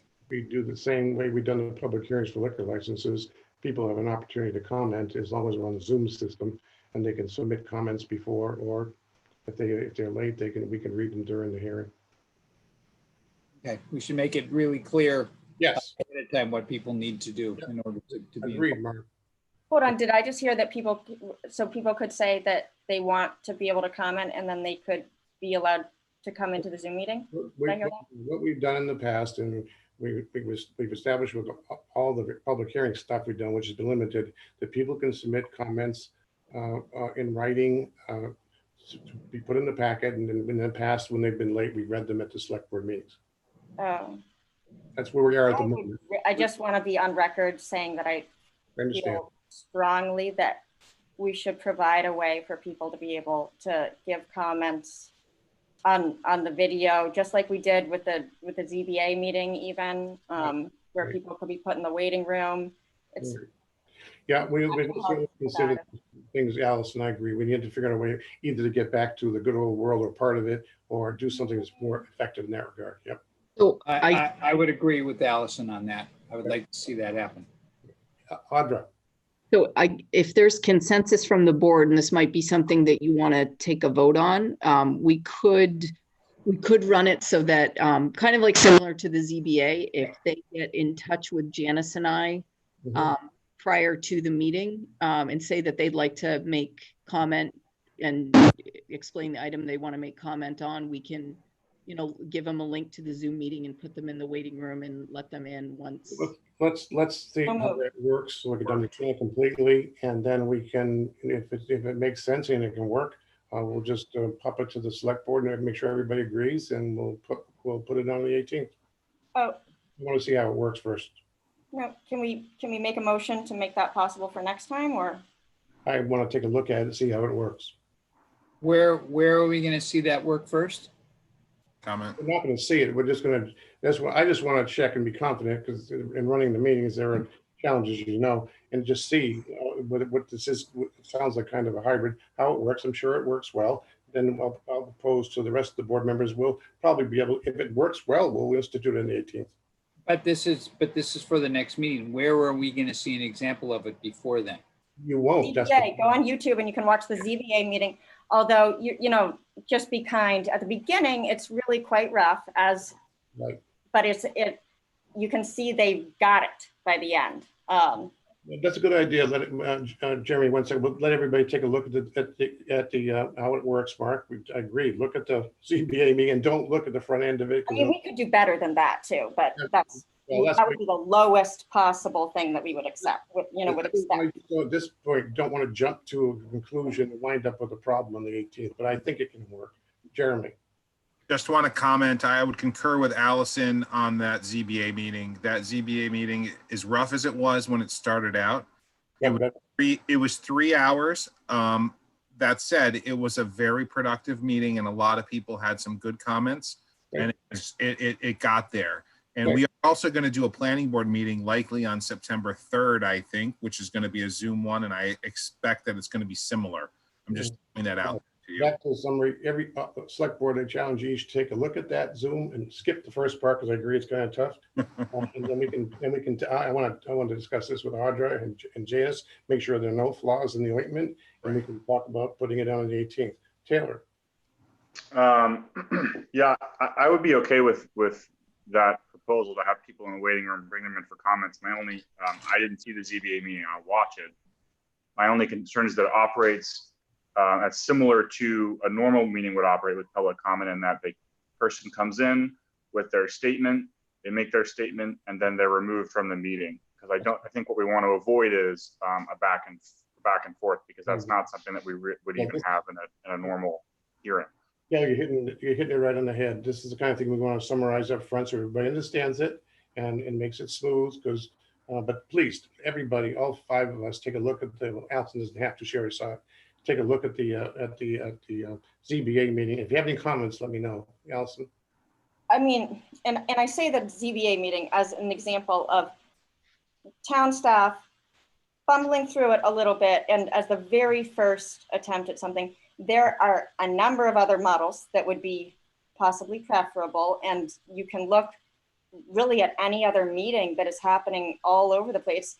It's happening very successfully everywhere, and it's actually much easier on Zoom because you can mute people, and you say you've got your 3 minutes or whatever, and then they mute people, and it's much, you can't do that in a public meeting. So we will keep looking at those models, because we're going to transition to something really soon, and I was hoping it would be August, and we may be able to do that. I agree with you, Alice. We are taking a look at those. But onward to our other discussion items. On the first item, again, the update on the Tannery, I was prefacing with, just so I know, I think Brian's out there somewhere. He was. Yeah, there he is, and it looks like he's in his car in a snowstorm. Jeremy, also, just to clarify, this item was put on the agenda for one sole purpose, that the board was very clear, and we knew we approved an RFP some weeks ago, and we wanted an update on where that RFP is, and that is still the focus of this agenda item. Now, in that regard, clearly, there's a lot of stuff that's going on, and I know you want to talk about that process in summary. We certainly don't want to get into by the way, we're all very happy we put this package that came from the testing that was done on the riverbank, but and you can, but I wanted to limit it to that focus. And, sure. And most importantly, where is the RFP schedule in terms of not a specific date but a time frame, and maybe a 2 to 5 minute summary of where we are in terms of the testing and DEP. Sure. Thank you, Bob. And I'll limit it pretty quickly, and then I'll have Brian speak to just a few things for maybe 3 to 5 minutes or so. Sure. So the history on this, as everyone knows, we obtained a Brownfield cleanup grant to address the contamination at the Tannery site on Washington Street. As we were moving through that process, and we had there was a proposed ABCA that was part of the grant that went out there. And so that the consultant at the time had proposed some remedies based on what we knew at the time. We have since, based on some concerns on the riverbank, we had questions about, some significant questions and concerns about the riverbank that were brought to our attention by Allison. Greatly appreciate it, because we retained Brian Slacky from Styler Services. He reviewed a bunch of the old assessments that were done. He was out on the site, took a look at everything, and then we reached out to EPA with concerns about the bank and our ability really on how we're going to address this within the grant constraints. So EPA came out and said, yes, why don't we do a targeted, they're going to fund a targeted brownfield assessment.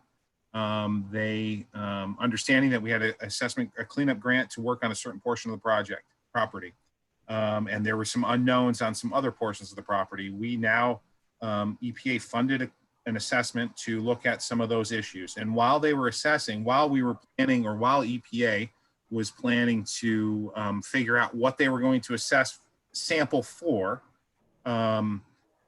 DEP got into this too, because this is a partnership, EPA and DEP, on the brownfield cleanup. So DEP and EPA had some concerns about some of the existing data, to make sure the existing data we had was within the realms of the RAGs, which are the residual action guidelines that the state uses to come up with the standards for what is a contaminant, and when those contaminants or when those things need to be addressed.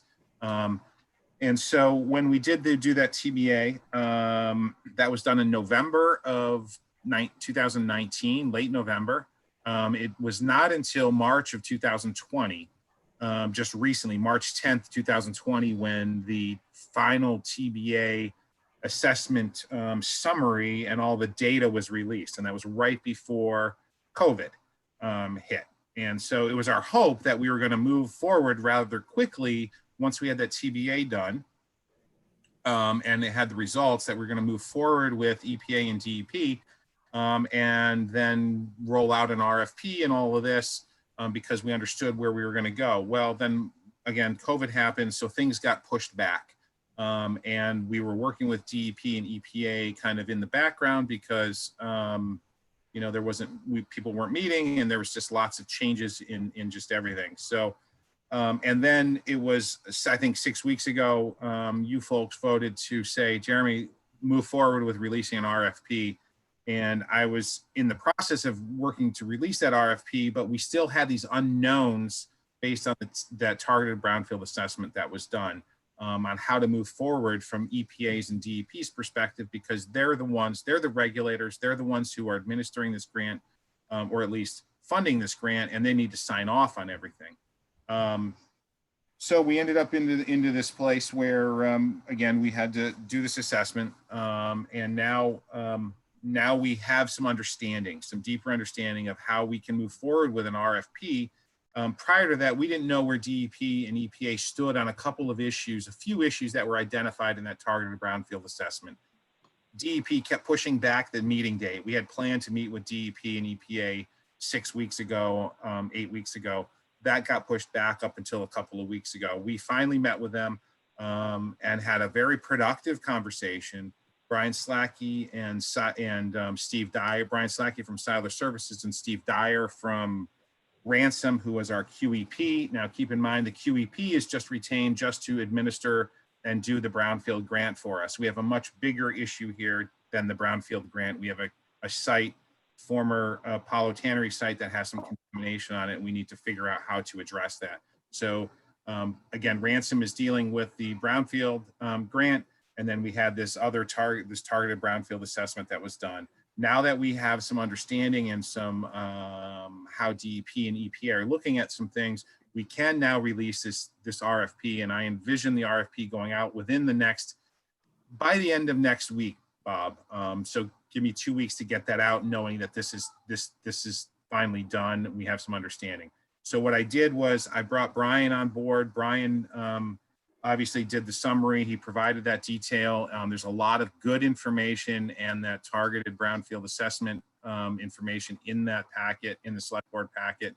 And I would leave it to Brian right now, maybe just to explain a little bit briefly on what was discovered in that TBA and a little bit on where we are right now. So if that's okay. Other than that, the RFP is going to go out in 2 weeks, Bob. Thank you, Jeremy. Sure. Mr. Brian, in the storm. You are muted, Brian. You're muted. Brian. Brian, you're muted. You're muted. Muted. Perfect. Thank you. Thank you. Yeah, thanks for having me. I think the best way for me to kind of parlay with what Jeremy just explained to you would be to sort of give you an overview of what was found along the riverbank, and how that essentially is inconsistent and rather incompatible with the original grant money that you received in terms of just the project cost projected. What we found there was a number of the same compounds that we have on site, which, as you know, are arsenic is the primary issue on the upland area of the site. But there were some other compounds found, some of them at rather high levels in very focused areas. DEP and EPA are themselves indicated some level of discomfort about the concentration, particularly of lead at one location.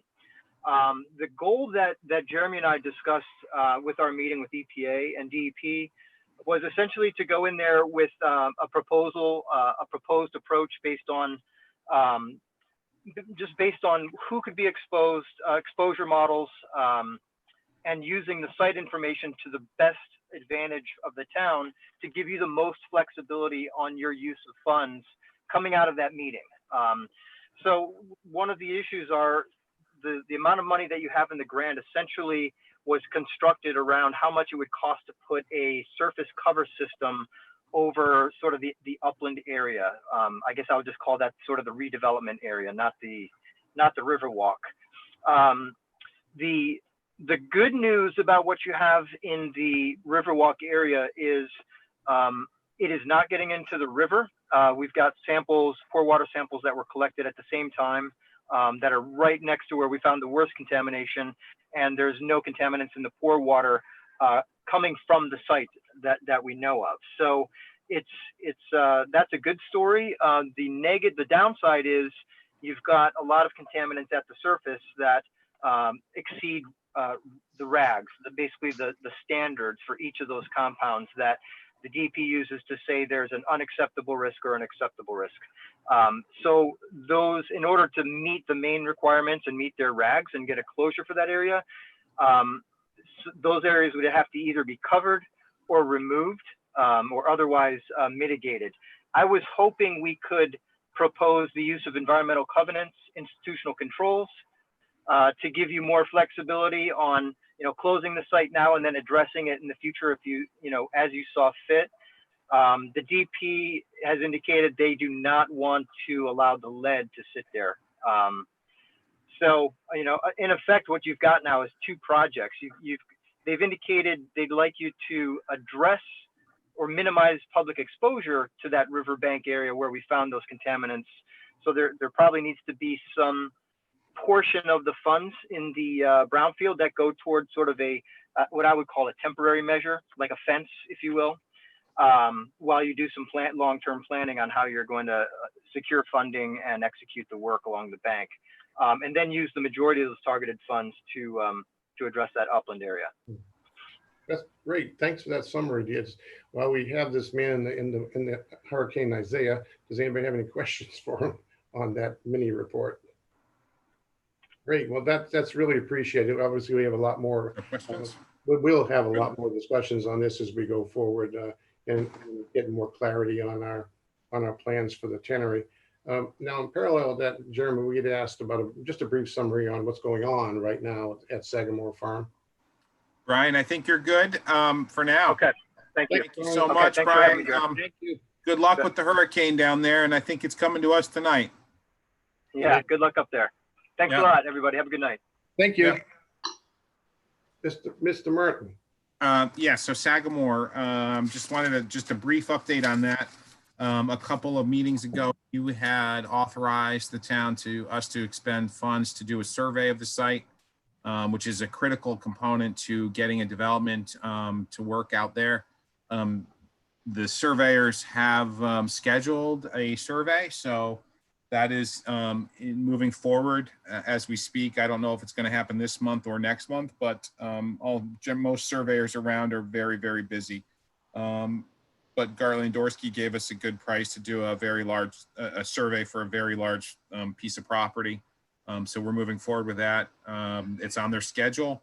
I will say that there are at least 3 entities that I'm aware of right now that have interest in Sagamore Farm property to do some sort of development. And I know one is further along in their work than others, but I just wanted to let you know there are at least 3 entities that are would like to do or have an interest in the Sagamore Farm property. All 3 of those, just so you know, all 3 of those entities are aware of the bike trails on the property and the recreational trails, and all 3 would take full advantage of those trails as part of any development that they would propose, and we would make sure that there would be public easements in place for forever use of those trails as part of any project that does move forward there.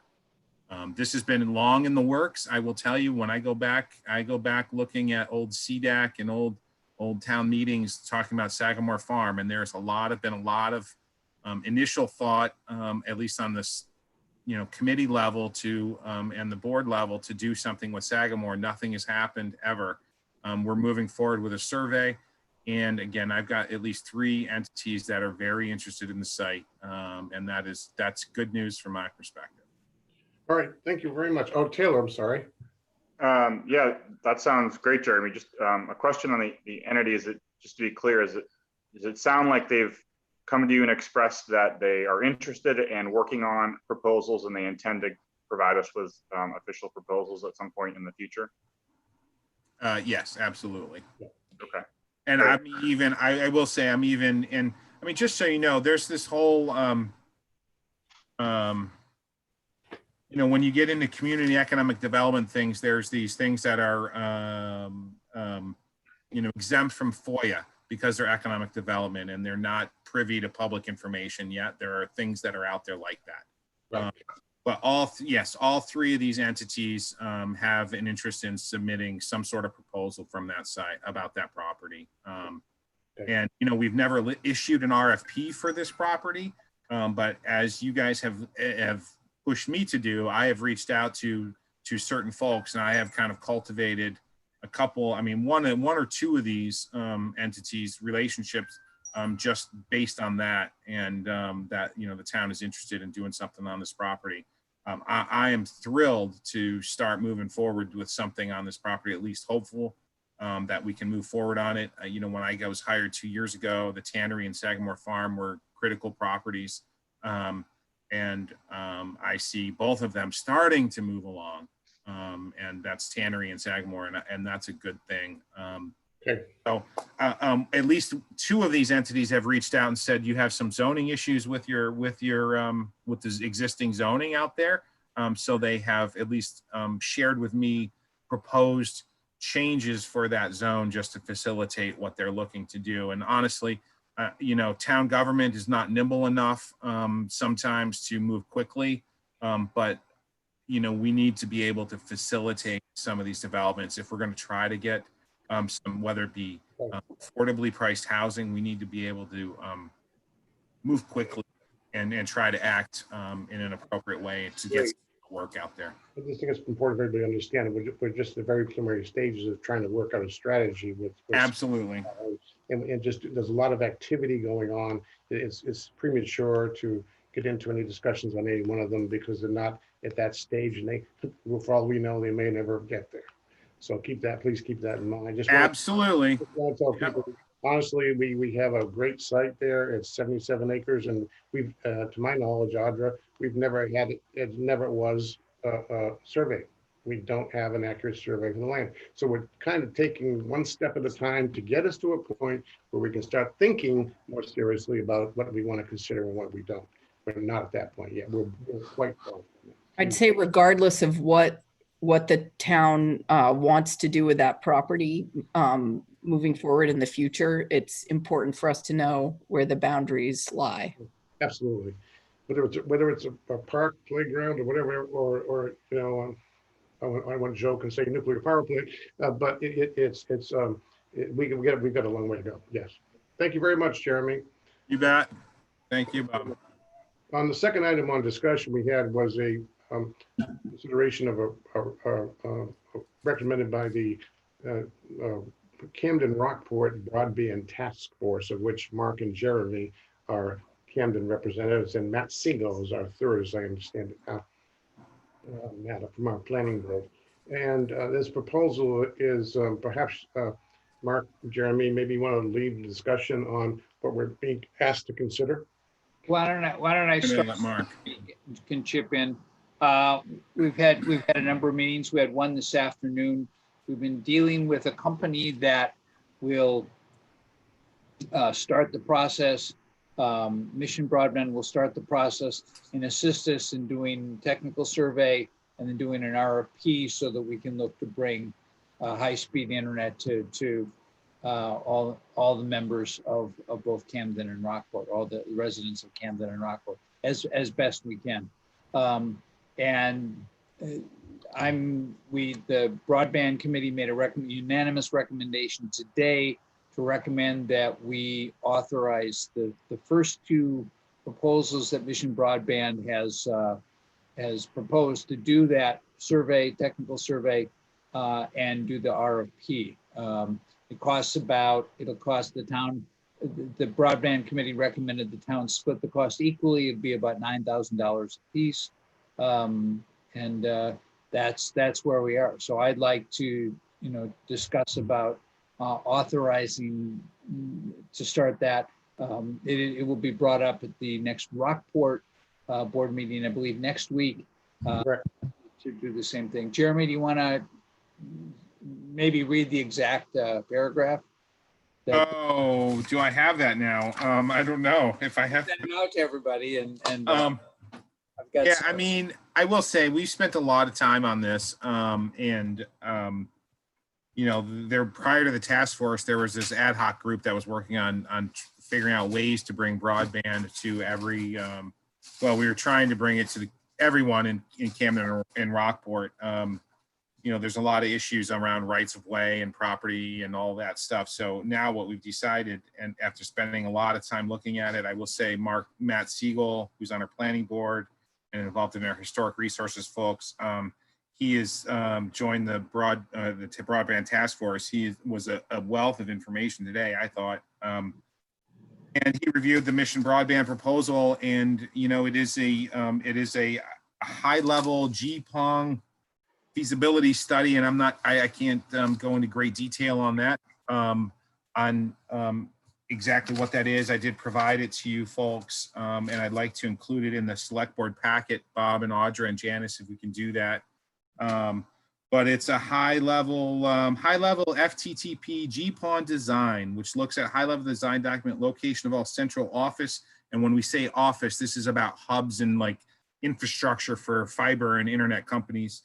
Location of all their hubs and cabinets, their fiber routes, their size and the amount of fiber cable, central office specifications, high level bill material. This is stuff that's out of my league. And then they talk about vertical and aerial assets, underground and buried assets. And that is an initial design study. And then from there, they put out an RFP for internet providers to provide some sort of proposal to the town in Rockport. This entity, Mission Broadband, does not do internet service. They do not, they would not be submitting an RFP, right? They are the entity that assists communities generally with how do you get through this morass of different internet providers with different infrastructure all over the place? How do you meld that together to provide fiber and high-speed internet to as many people in the communities as possible? It is clear, and in our task force meeting, that during this COVID crisis that we seriously have inadequate internet service across in all of our towns. And how do we get there to improve that? And that's what this does. We did a big Mission Broadband did help us do the survey that was done when the COVID crisis happened initially. They did it in Rockport as well. We got a lot of good data on that. It was clear that internet issues are significant for a lot of people in both communities. And it's critical for our communities moving forward into the, as move forward and as we try to attract more people to this town. Mm-hmm. One of the things that FTTP stands for fiber to the premises. That's the best ability to bring, wow, the rain just started here really hard. That's the best solution, and maybe expensive. There are other options that they're aware of as well.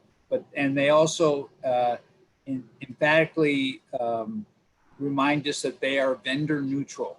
They are here to find out what's important and then make recommendations based on what they find. But they are vendor neutral. They do not have they do not have a dog in the fight, or whatever the saying is. So I'd like to know, can we tonight authorize hiring them as our half of the thing, or do we have to wait for the next meeting? I would make the point, this is kind of more of a blessing thing, because I can sort of approve expenditure on this study, given the amount, what we have budgeted and everything. And that's a reminder, and the thing that the committee is recommending that the town managers work with Mission Broadband to finalize the agreement and then take it from there. So I would like to, do we need a motion, Audra, to authorize you to proceed? No, she doesn't. It's No, in the it's more of just something for you to discuss as a group. And, of course, if the majority of you aren't supportive of this, then it wouldn't be something I'd be comfortable moving forward with. right. Taylor. Yeah, I appreciate the work you guys have done.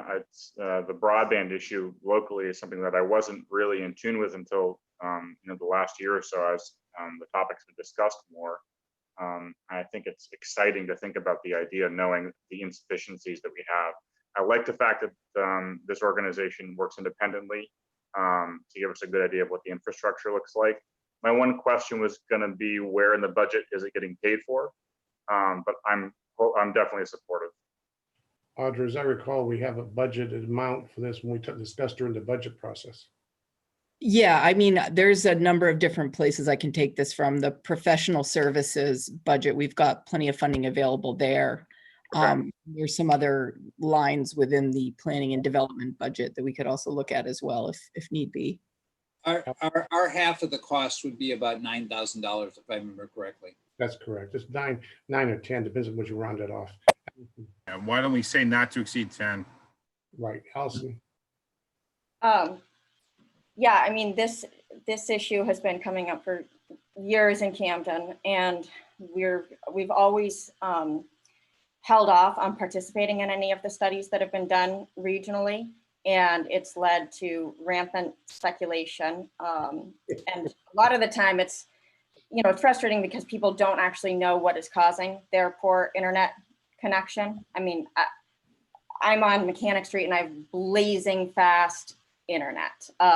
It's, if I were to get fiber to the home, even right now, I would have to pay with the current options for LCI, even if they went higher up Mechanic Street. And so giving me an option between Spectrum, which I have now, and LCI, that would not give me faster speeds at a lower cost. And so a lot of the time it's more complicated than people realize, but what we really do lack is good competition in the area, or and sometimes that competition might even come in the form of a municipal utility district. The thing that gives me the most enthusiasm about moving forward with this particular proposal is that Deborah Hall, who is our Rockport Select Board member, is probably one of the most knowledgeable people I've ever spoken with on this topic. I oftentimes like to go down these research rabbit holes, but even getting a little bit of knowledge, I've been so blown away by Deborah's command of this issue that I called her today and said, does this represent a compromise on your part in any way? And she said no, that she, for all these reasons, she thought this was the best next step. So I'm very excited to be moving forward with actual experts. So thank you. And I mentioned Deborah is one of the other members of the broadband membership that we've been working on. I think exactly, that's without having to go to motion, I think Audra, let me just put out an idea out, or a proposal, and that is that the town spend no more its share of $10,000 toward this effort, unless there's any dramatic disagreement from the select board members, and I'm not hearing a lot, but I'm showing listening. That's the way we should proceed. Yeah, I'll certainly come back to you all if it looks like it's going to exceed that for any reason. And if there's a good reason for it, I mean, all of you seem very supportive of this concept, and we'll discuss it then. Well, then I encourage everybody to read the proposal that was sent to us. It's done quite well. So with Yeah. And that, it's just phase 1 and phase 2, right? So if you read that proposal, there are 3, in essence, phases to it or pieces. This would just be phase 1 and phase 2, just so people know, Bob. yep, got it. With that, I want to move on to updates from us. Thank you. Thank you. And I want to, Audra, maybe you could start. Yes, let me just bring up my little Cheat sheet. for you all. So as we talked about earlier, we've applied for the second round of the Keep Me Healthy grant program. And we had a much more targeted request this time. It's really focusing on August 31st, I believe, to activities through October 1st, but it can be spent by the 31st, I believe. October 31st, yep. Yep. So it's more focused on equipment and materials that we foresee being able to use to help with a lot of the outcomes of the grant. It was interesting that Allison mentioned a tent because that was specifically something that we looked up and priced out as part of the second round. Good. Other number of amenities and that sort of thing. So I think fingers crossed that would be very helpful. So that was about a $42,000 ask. Another thing that's going on, we're moving forward with working in partnership with Rockport and Penn Bay Hospital on looking at EMS services and what might be good options moving forward for our communities. And the first stage is interviews with folks who are knowledgeable about EMS within our communities. So I'm going to be reaching out to Taylor and Mark about helping to provide some names of people to be interviewed and asking if, and I didn't even really have to ask because I knew Mark and Taylor would be willing to be interviewed themselves. So you're already on the list, and also if you can think of anybody else that you would like them to reach out to, that would be helpful as well. Another thing that has come up recently, we've had a number of particularly lodging businesses, but there have been others in the community who have sort of reported back that due to some of the restrictions on restaurants, there's real, sort of reduced capacity, which is kind of creating the knock-on effect where a lot of the, a lot of guests or even, locals are having a hard time, finding places to eat in town. Even sort of regionally across the mid-coast, particularly on Sunday, Monday, Tuesday nights, when a lot of the restaurants close, their guests just can't find anywhere to eat. So they're looking at a number of different proposals that they would like to bring forward to the select board to see if there's some support of. They would involve, closing portions of streets down and, encouraging, outdoor food vendors to come and, sell food in those locations. So there's really no, formal or exact proposal yet. They've just kind of thrown around ideas. They're trying to see if there's buy-in from other businesses, but this is something I did want to bring up with the select board because they would like to try to find some sort of solution to this problem that helps, all the businesses in town. They don't want to disadvantage any of the restaurants, but it's more of a capacity and staffing issue for the restaurants that are currently in town, in being able to sort of expand to meet the need that's currently there. Jeremy, did you have a comment with that? I saw you. Yeah, well, I think it's just important to realize it was interesting. I thought it was a great meeting, Audra, that we had with some of those folks from Cabbage, mostly the hospitality side, or the hospitality side. What's really interesting is when they did a survey to the Cabbage group to try to get a good understanding of what businesses need and what's happening in town. What was interesting to me is that the restaurants appear to be they're concerned about their employees. They know that they can get food out the door. That's all that matters to some of these restaurants right now. Can we get the food out the door? Or do we need to provide them a place to sit? A fair amount of these restaurants are either closed or just doing takeout service because they've decided that that's the best model or it's outdoor and takeout only. And because they're concerned, what I'm hearing is they're concerned about their employees' health during this crisis. So, I mean, you saw what is happening at MDI. You saw the most recent news articles about MDI. 35 cases that are people from away that tested negative before they got here. So I'm hearing from the restaurant folks, that's their concern. So they're trying to limit their exposure and their employees' exposure by just providing their food. And what we're finding is the hotel people and lodging folks are saying, they don't have their clients or their folks don't have a place to go eat. So what we asked them to do was try to survey the broader community, the restaurants, the lodging, other people's and other folks in Cabbage, and see is there some consensus on what we should do, or what we would like to do. There has not been consensus yet that I'm able to determine. I mean, they did a big survey. It was very helpful, lots of good information. But Audrey, correct me if I'm wrong, but I don't think there's some consensus on what we should do.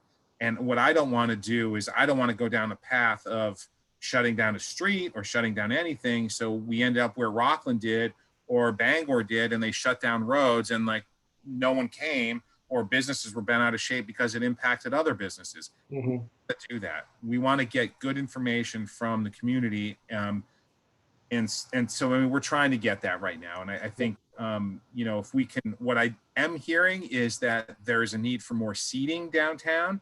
Outdoor seating. So one thing we're looking at potentially, just throwing this out there right now, is some seating on the landing and potentially with a tent in some parking spaces. I mean, we'll have to lose some parking spaces, but the lodging folks are saying the restaurant folks don't have enough seating.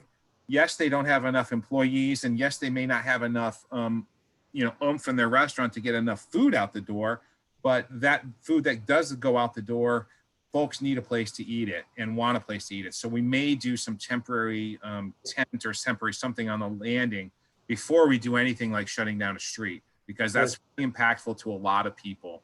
We don't want to do that yet. We have lots of parking lots that we can do something with. We could bring food trucks in, at least on days where we know there's a crunch in the food industry, in the restaurant industry. So we can do that. Your hawking and peddling ordinance does give the town manager the authority to, or the ability to license things and move these things forward. So we're looking at all these things, and we were hoping, I think, to have some good consensus tonight. But based on what I saw, and I think, Audra, what you saw over the last couple of days from Cabbage, which is great, and I'm really excited because this is the first time the Cabbage seems really cohesive about something. And I really, it's a good feeling in town right now amongst these businesses, because I think they're really trying to figure out how to make things work, and they're working together and they're talking. But if you give Audra and I, or at least the ability to move forward with something, we'll bring it to you in the future. Allison, go ahead.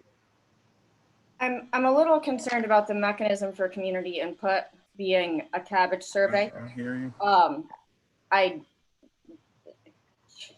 There's a great group of people that is active in Cabbage, but most Main Street businesses are not a part of Cabbage that I'm aware of. And also restaurants, I don't know that there's a big restaurant portion of Cabbage, and they did survey all the restaurants, Allison, I will say. Can we see that data, Jeremy? Sure, we can forward that to you. Yeah, they did survey. That was what Audra and I said to them. We said, you guys need to survey the restaurants before we do anything. You got to see what the restaurants really need and what their issues are. So I guess I'd rather see that, like Jenna said, I'd rather see that myself, because I'm worried that with a few restaurant owners that I know, that could be perceived as a real slap in the face to bring in a bunch of food trucks because we say that our restaurants in Camden aren't capable of meeting capacity.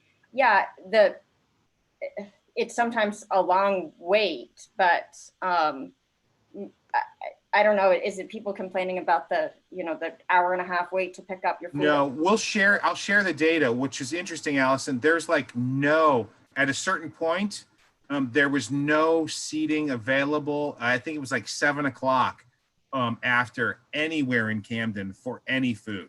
And that can sometimes be the. That's seating. So the model that most restaurants are going to is this takeout. Well, venue. Yeah, they couldn't even provide takeout because of the limited staff that they had doing cooking. Well, we always have a shortage. This of happens in the Certain summer. Can I just nights, speak as one person that has a lot of experience in this industry? Dana, wait a second, please. There's certain nights, that was one emphasize what you said earlier, restaurants are closed in any community in the world. So that can cause a shortage. Back to Jenna. I'm sorry to interrupt. I grew up in this business, in this town. Everyone knows that. I have a really hard time swallowing what I'm hearing right now, and I would personally speak to the restaurants after seeing this data, to be honest. Good. Because I would have a hard time believing, based on conversations that I've had with dear contacts, lifelong contacts of mine, this is not what I'm hearing from them. Okay, good input. I think it's important maybe to just think about, just to try to get what Audra and I were listening to was the lodging folks, and the lodging folks are saying, right, so the restaurants have been open for a fair amount of time, and yes, they've been able to adapt. Some have been able to adapt, some have remained closed.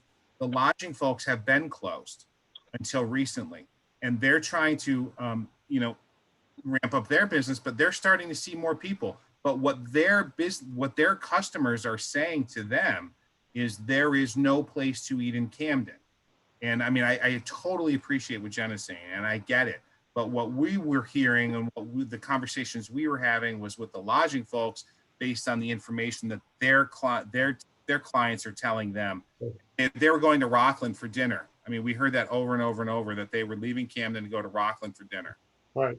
I think a couple of things in parallel here. Yes, get this information out to the select board so we can take a look at it. But in the meantime, you don't need any motion from us to put some flesh on the bone of a potential idea. No, we don't. By the way, I did speak with a couple of other people, and I told them that, we're bottom line is we're interested in hearing everything that we can possibly do to help the town. And this is one of those areas. And we're running out of summer. This is August 4th. So why I say that is, if we need to do a special meeting to approve something, I would certainly discuss that with the other board members to do something like that, but we're not at that point yet. Yeah. In terms of placement of things like big tents, I worry about the choice of the landing. Conceptually, I like the idea of closing down streets. I like the idea of eliminating parking spots for the most part when there's, like a community benefit, but the landing is really well utilized, and we do have so many spaces, like public spaces, that are designed for, Harbor.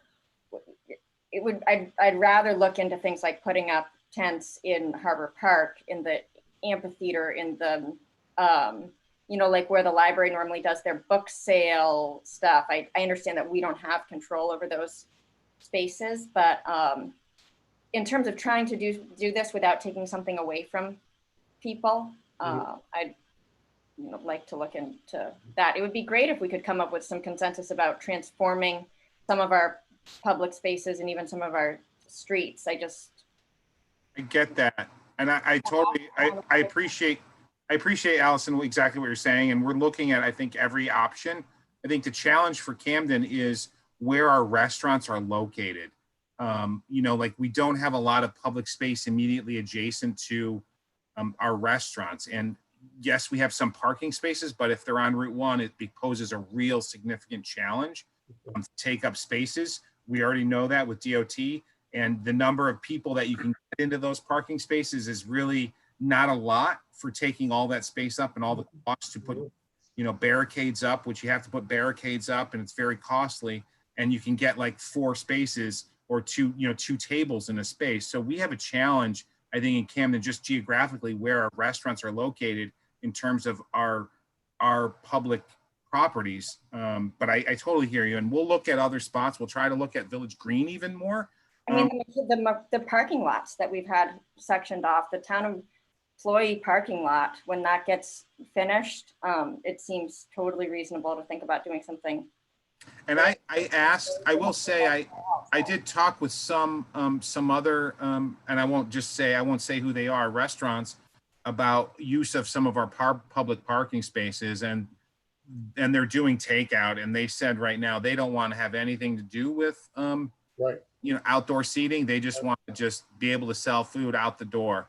And if we want to be able to provide seating for people on our own, Allison, like maybe that's what you're suggesting, we could try to do that in whether it be the mechanics lot or the employee parking lot, which may have some great issues, but we can work on that. The suspicion, the typical thing that happens here is, yes, you made a point, Jeremy, you're absolutely right. There are many restaurants that are doing takeout. I suspect, and I don't know this, that the lodging people are saying this because their guests who are from away are coming here and says, I can't find a place to go have dinner, not to go get takeout and bring it back to my room or go to the table in downtown. So that's probably the core, and that's where they had the discussion about, well, the food trucks. Then, but that may not be the mandate. I don't know. I'm not an expert. But we're still, we're certainly interested in you doing your analysis, and yeah, thank you, Cabbage, thank you, everybody. But we could talk about this all night, but we really need something to chew on and why. I know. One quick note. I think that there is a misnomer that you think, oh, we can invite a lot of food trucks in and they'll come in. Yeah. There's not a lot of food trucks available, and you're not going to get them coming up here on a regular basis. Basically, we have virtually none local. And if you think they're busy, you think they want to come here, they're busy where they are. Yep.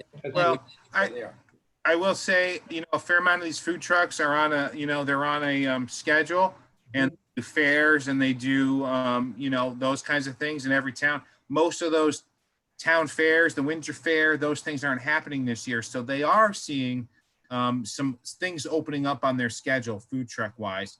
But we have put it in Cabbage or in, the lodging folks. If they're concerned about this, we said, you guys figure out if there's people that want to come here. We're not doing it. So they're doing some of the legwork. Throwing that out to you. All right, Audra, do you have anything else in your list of goodies? I do. So another thing, Build Maine has come up with a development ready communities framework. And I really think that we've got all these discussions going on with the Charter Commission in terms of a growth management strategy. I really strongly believe that the development ready communities framework is something that, and I want to bring it forward to the select board because, from the discussions that we've had, all of you or the majority of you went to the Build Maine conference and were really inspired by a lot of these ideas. I think it's going to be something that, is familiar to you, that all of you look at and align with it. And I want to bring it forward to the select board to consider some sort of resolution. But I think that, if we're talking about having any sort of growth management mention within the comprehensive plan, that this framework is something that, our Charter Commission really should take a good hard look at, because they're really trying to look at this comprehensively and, really sort of systemically. And I think that, it's something that, we should consider. Well, Audra, why don't you craft something and get it in our attention? Yes, I will put it in a packet for you, or maybe when we're doing agenda setting, we can look at. Perfect. That's a perfect spot. Allison? Hold on, are you done with your report, Audra? Actually, no, I have one really exciting that I saved the best for last. Oh, good. All right, so our very own Katrina Oakes tomorrow will be meeting with the governor as well as with the clerks from Portland, Bangor, and Lewiston, and they'll be talking to the governor about their observations with the election in June and what needs to be done in order to prepare for the November elections, given COVID and the high turnout we can experience for that election, and everything that we need to do to improve things like absentee voting and the in-person voting portion of it. So really proud of Katrina. She deserves it. She is fantastic when it comes to elections. I don't think, that was the first election that I worked at this June. And it was so smooth. you know, she did such an amazing job. And I really think that, you know, she deserves to be, Janet Mills is in good hands with Katrina, is what I'd like to say. Bravo. Thank you very much. We'll give her a big, we can't give her big hugs, but we'll give her big congratulations. We're all very proud of her. The town should be proud of Katrina. She's fantastic at what she does. And I'll just add to that, from the voters' perspective, voting has always been a wonderful experience in this town. It's always been easy. It's always been laid out properly. The information's been great. The process of getting your ballot stuff has always been really laid out well. Never been a problem in this town. We're very fortunate. Thanks, Mark. Allison, do you want to go ahead? Yes, so just a couple things. That first, hearing you mention the Charter Commission, I feel like we've gotten to a point there where there's a lot of conversation that's happening, and it's impossible to keep track of it. You know, you said part of this mentioning of the developers, what was it called again? The developers Development ready community. And how that might connect to what the Charter Commission is talking about. And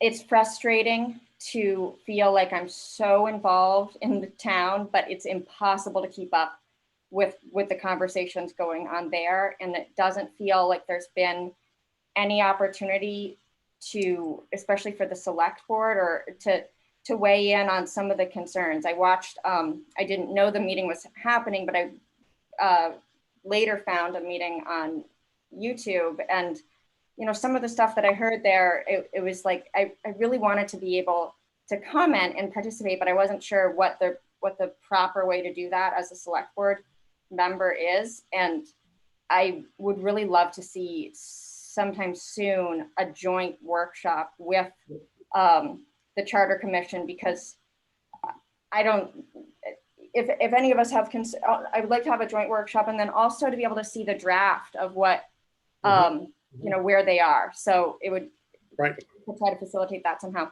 And then I just have another question for you, Audra, which is, so with the breaking of this news from the school and the formula troubles and the misassessing to Camden and Rockport, I'm getting a lot of questions from people about how they can find out more. I know we are in the process of trying to understand, but it would be helpful to hear, I think, from you what you see as the next steps and how the public can learn more and, you know, be a part of those discussions, so that, you know, people, I think people have a right to kind of be kept up to speed, and there are a lot of questions going around, and anyway, so just to know what the next steps are there.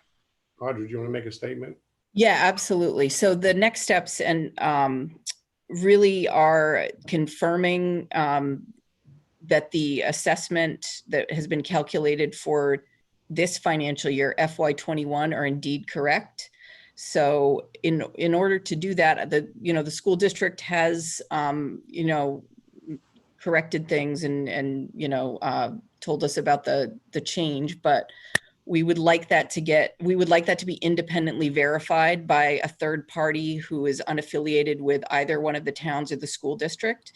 And to that effect, a consultant, sorry, I'm just getting the name here.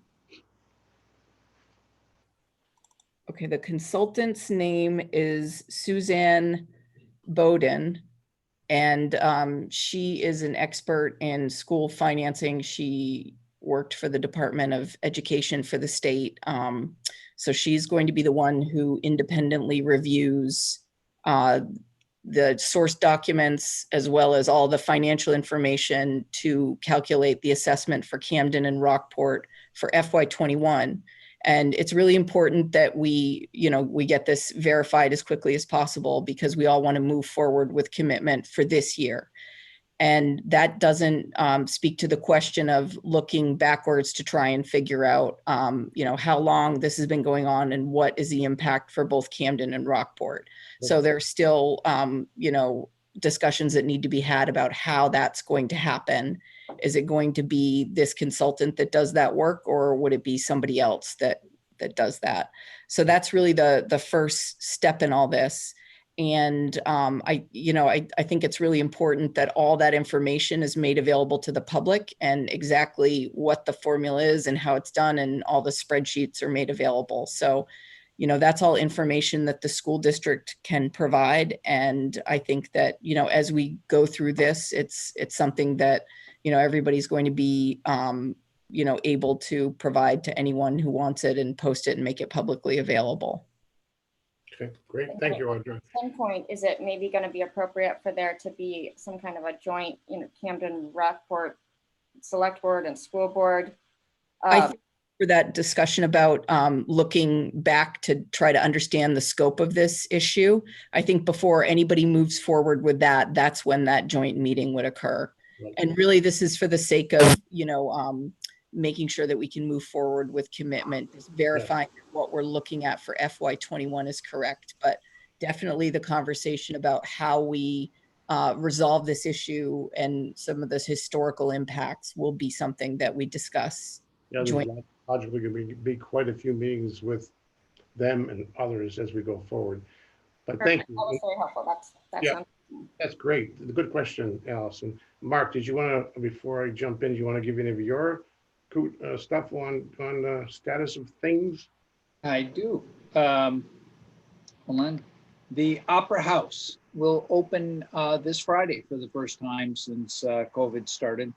They'll have a safety distance 45-seat, one set only concert.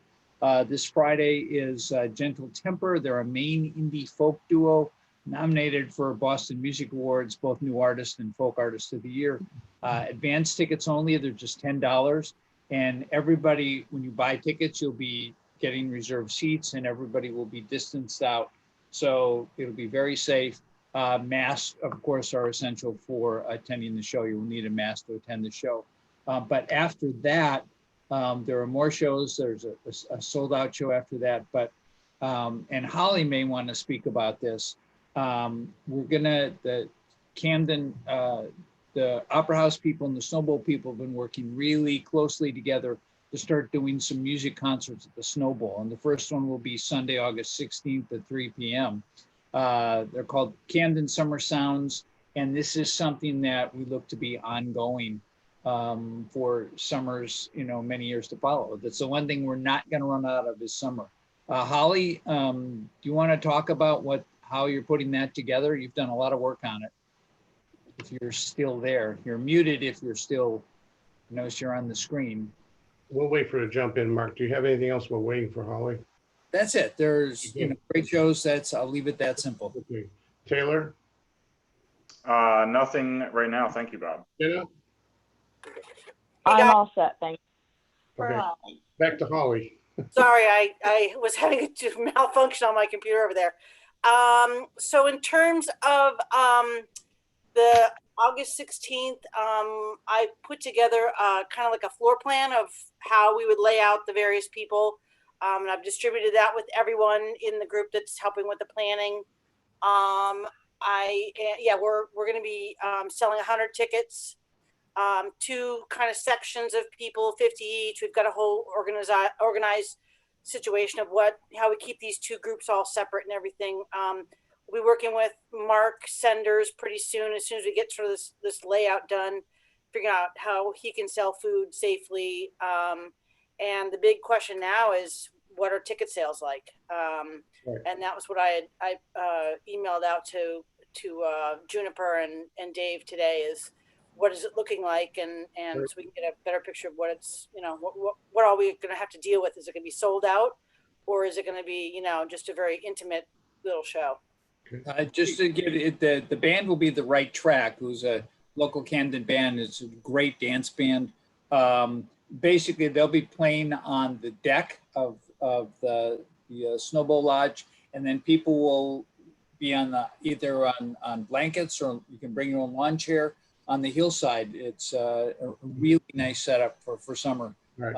And there'll be portable toilets on site. And as Holly said, working with food. So should be a really enjoyable thing. That will be Sunday, August 16th at 3 p.m. Great, thank you, Mark. And Beth's gonna use her skills of drawing circles with paint on the ground to make sure that everyone is in their own little special space and they don't cross over and all that stuff. It's called, what's that game, Twister, or whatever the hell is thing you. Yeah, something like that. Exactly. It's gonna look like a big twister board out on the mountain. There you go. Thank you very much. Yep. Just briefly, I would share one of Allison's things and an update about the Charter Commission. I agree with, we need to engage, and I did ask Deb Dodge to send me a document explaining where they are, and I've got to get that to all of you select board members, so you can see what she responded. But in any event, I share what Allison mentioned. We need to get that over in the water. Jeremy. Bob, I just want to share that I'm scheduled to meet with, they reached out to me and asked me to meet with them on Thursday. So next Thursday, the 13th, will be another Zoom meeting. Right. With the Charter Commission, as I understand, Allison, just so you know, and they're asked to talk to me. Okay. All right. Thank you.